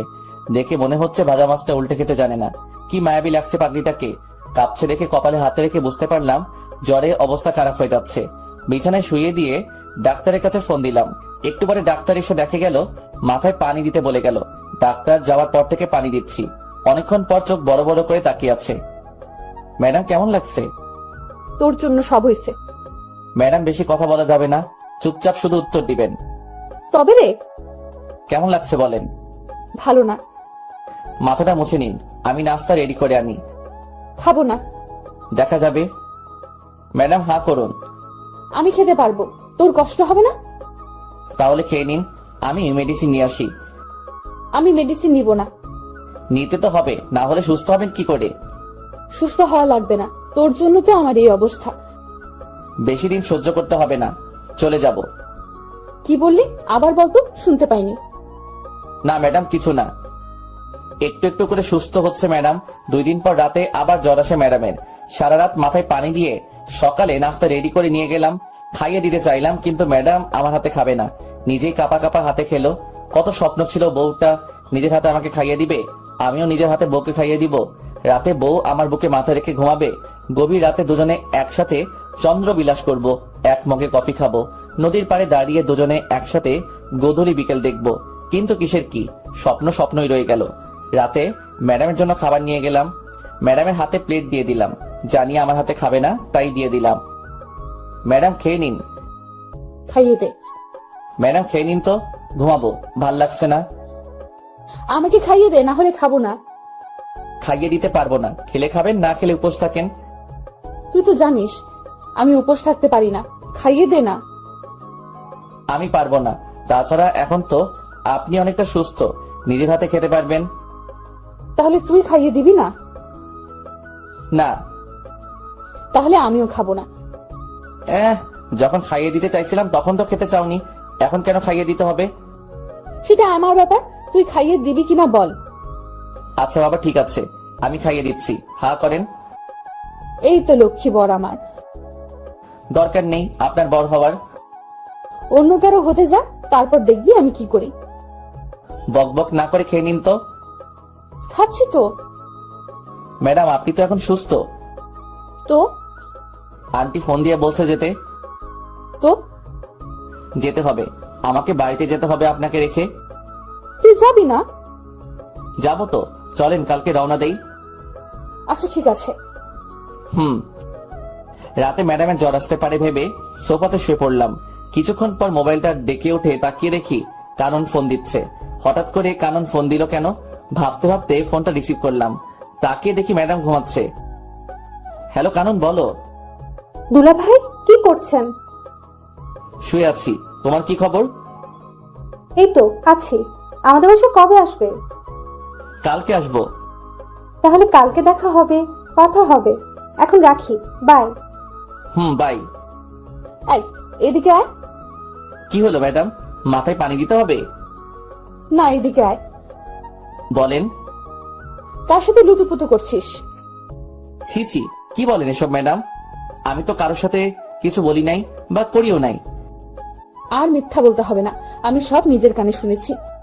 কি শুনছেন? হ্যাঁ, কানন ফোন দিয়ে জানতে চাইলো আমরা কবে যাব। চুপ, তোর কোনো কথা আমি বিশ্বাস করি না। আচ্ছা মুশকিল তো, বিশ্বাস করা না করা আপনার ব্যাপার, আমি সত্যিটা বলে দিচ্ছি। তুই কালকে আমাকে আমাদের বাড়িতে রেখে আসবি, থাকবো না তোর সাথে। আচ্ছা ঠিক আছে। সকালে ঘুম থেকে উঠে নাস্তা করে বেরিয়ে পড়লাম।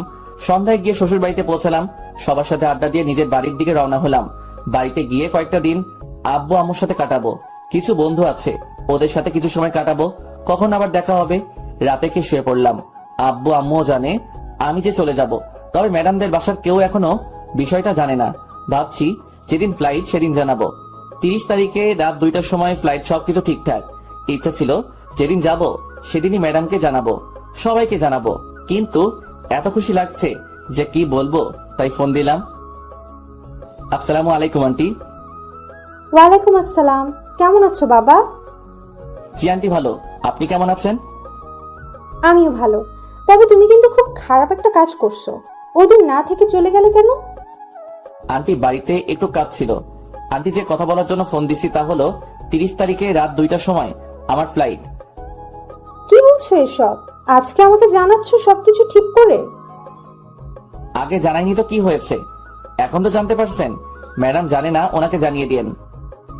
তার মানে আমরা কেউ জানি না? না আন্টি, কাউকে বলা হয়নি। যা, এটা কি হলো, লাইন কেটে দিল কেন? জানানোর প্রয়োজন ছিল, জানিয়ে দিয়েছি। আজ সেই কাঙ্ক্ষিত দিন। আজকে আমি উড়াল দিব আমার স্বপ্নের দেশ সৌদি। সবাইকে বিদায় জানিয়ে গাড়িতে উঠে বসলাম, সাথে 2 হৃদয় এন্ড অভি। রাত 11:30টায় সবকিছু শেষে বিমানের দিকে পা বাড়ালাম। ঠিক সেই সময় কেউ একজন পিছন থেকে আমার হাত টেনে ধরলো। তাকিয়ে দেখি আঙ্কেল। আঙ্কেল আপনি এখানে কেন? আমি এখানে কেন সেটা তুমি পরে জানতে পারবে, এখন আমার সাথে এসো। আঙ্কেল আমি কোথাও যেতে পারবো না, একটু পরে আমার ফ্লাইট। কোথাও যাওয়া হবে না তোমার। কি ভেবেছো তুমি আমাদের কিছু না জানিয়ে চলে যাবে? আমি তো আন্টিকে জানিয়েছি। সেটা জানাইছো জানি, তুমি কেন সৌদি যেতে চাও সেটা বলো। আঙ্কেল দেশে থাকতে ভালো লাগছে না, তাছাড়া আমার কোনো পড়ালেখাও নাই যে আমি কোনো চাকরি করব, তাই বিদেশে পাড়ি জমাচ্ছি। সেখানে আমার বন্ধুর সাথে একসাথে থাকবো। আমি তোমাকে কাজ দিব, এখন চলো। কিন্তু কোনো কিন্তু না। তোমার আন্টি জানালো তোমার ফ্লাইট রাত 2টায়। আমিও 10টার সময় দেশে এসেছি, তারপর তোমার জন্য বসে আছি এখানে। আমি তো কোন এয়ারপোর্ট দিয়ে যাবো সেটা বলিনি। চট্টগ্রাম আর ঢাকা, এই 2টার একটা দিয়ে তুমি যাবে, আমি জানতাম। তাই চট্টগ্রাম এয়ারপোর্টে তোমার ছবি পাঠিয়ে দিয়েছি। ওখান দিয়ে তুমি যেতে পারবে না, তোমাকে আটকাবে। আর এখানে আমি বসে আছি। তাহলে কি আমার যাওয়া হবে না? না, হবে না। এখন তুমি আমার সাথে বাসায় যাবে। কিন্তু কোনো কথা শুনতে চাই না।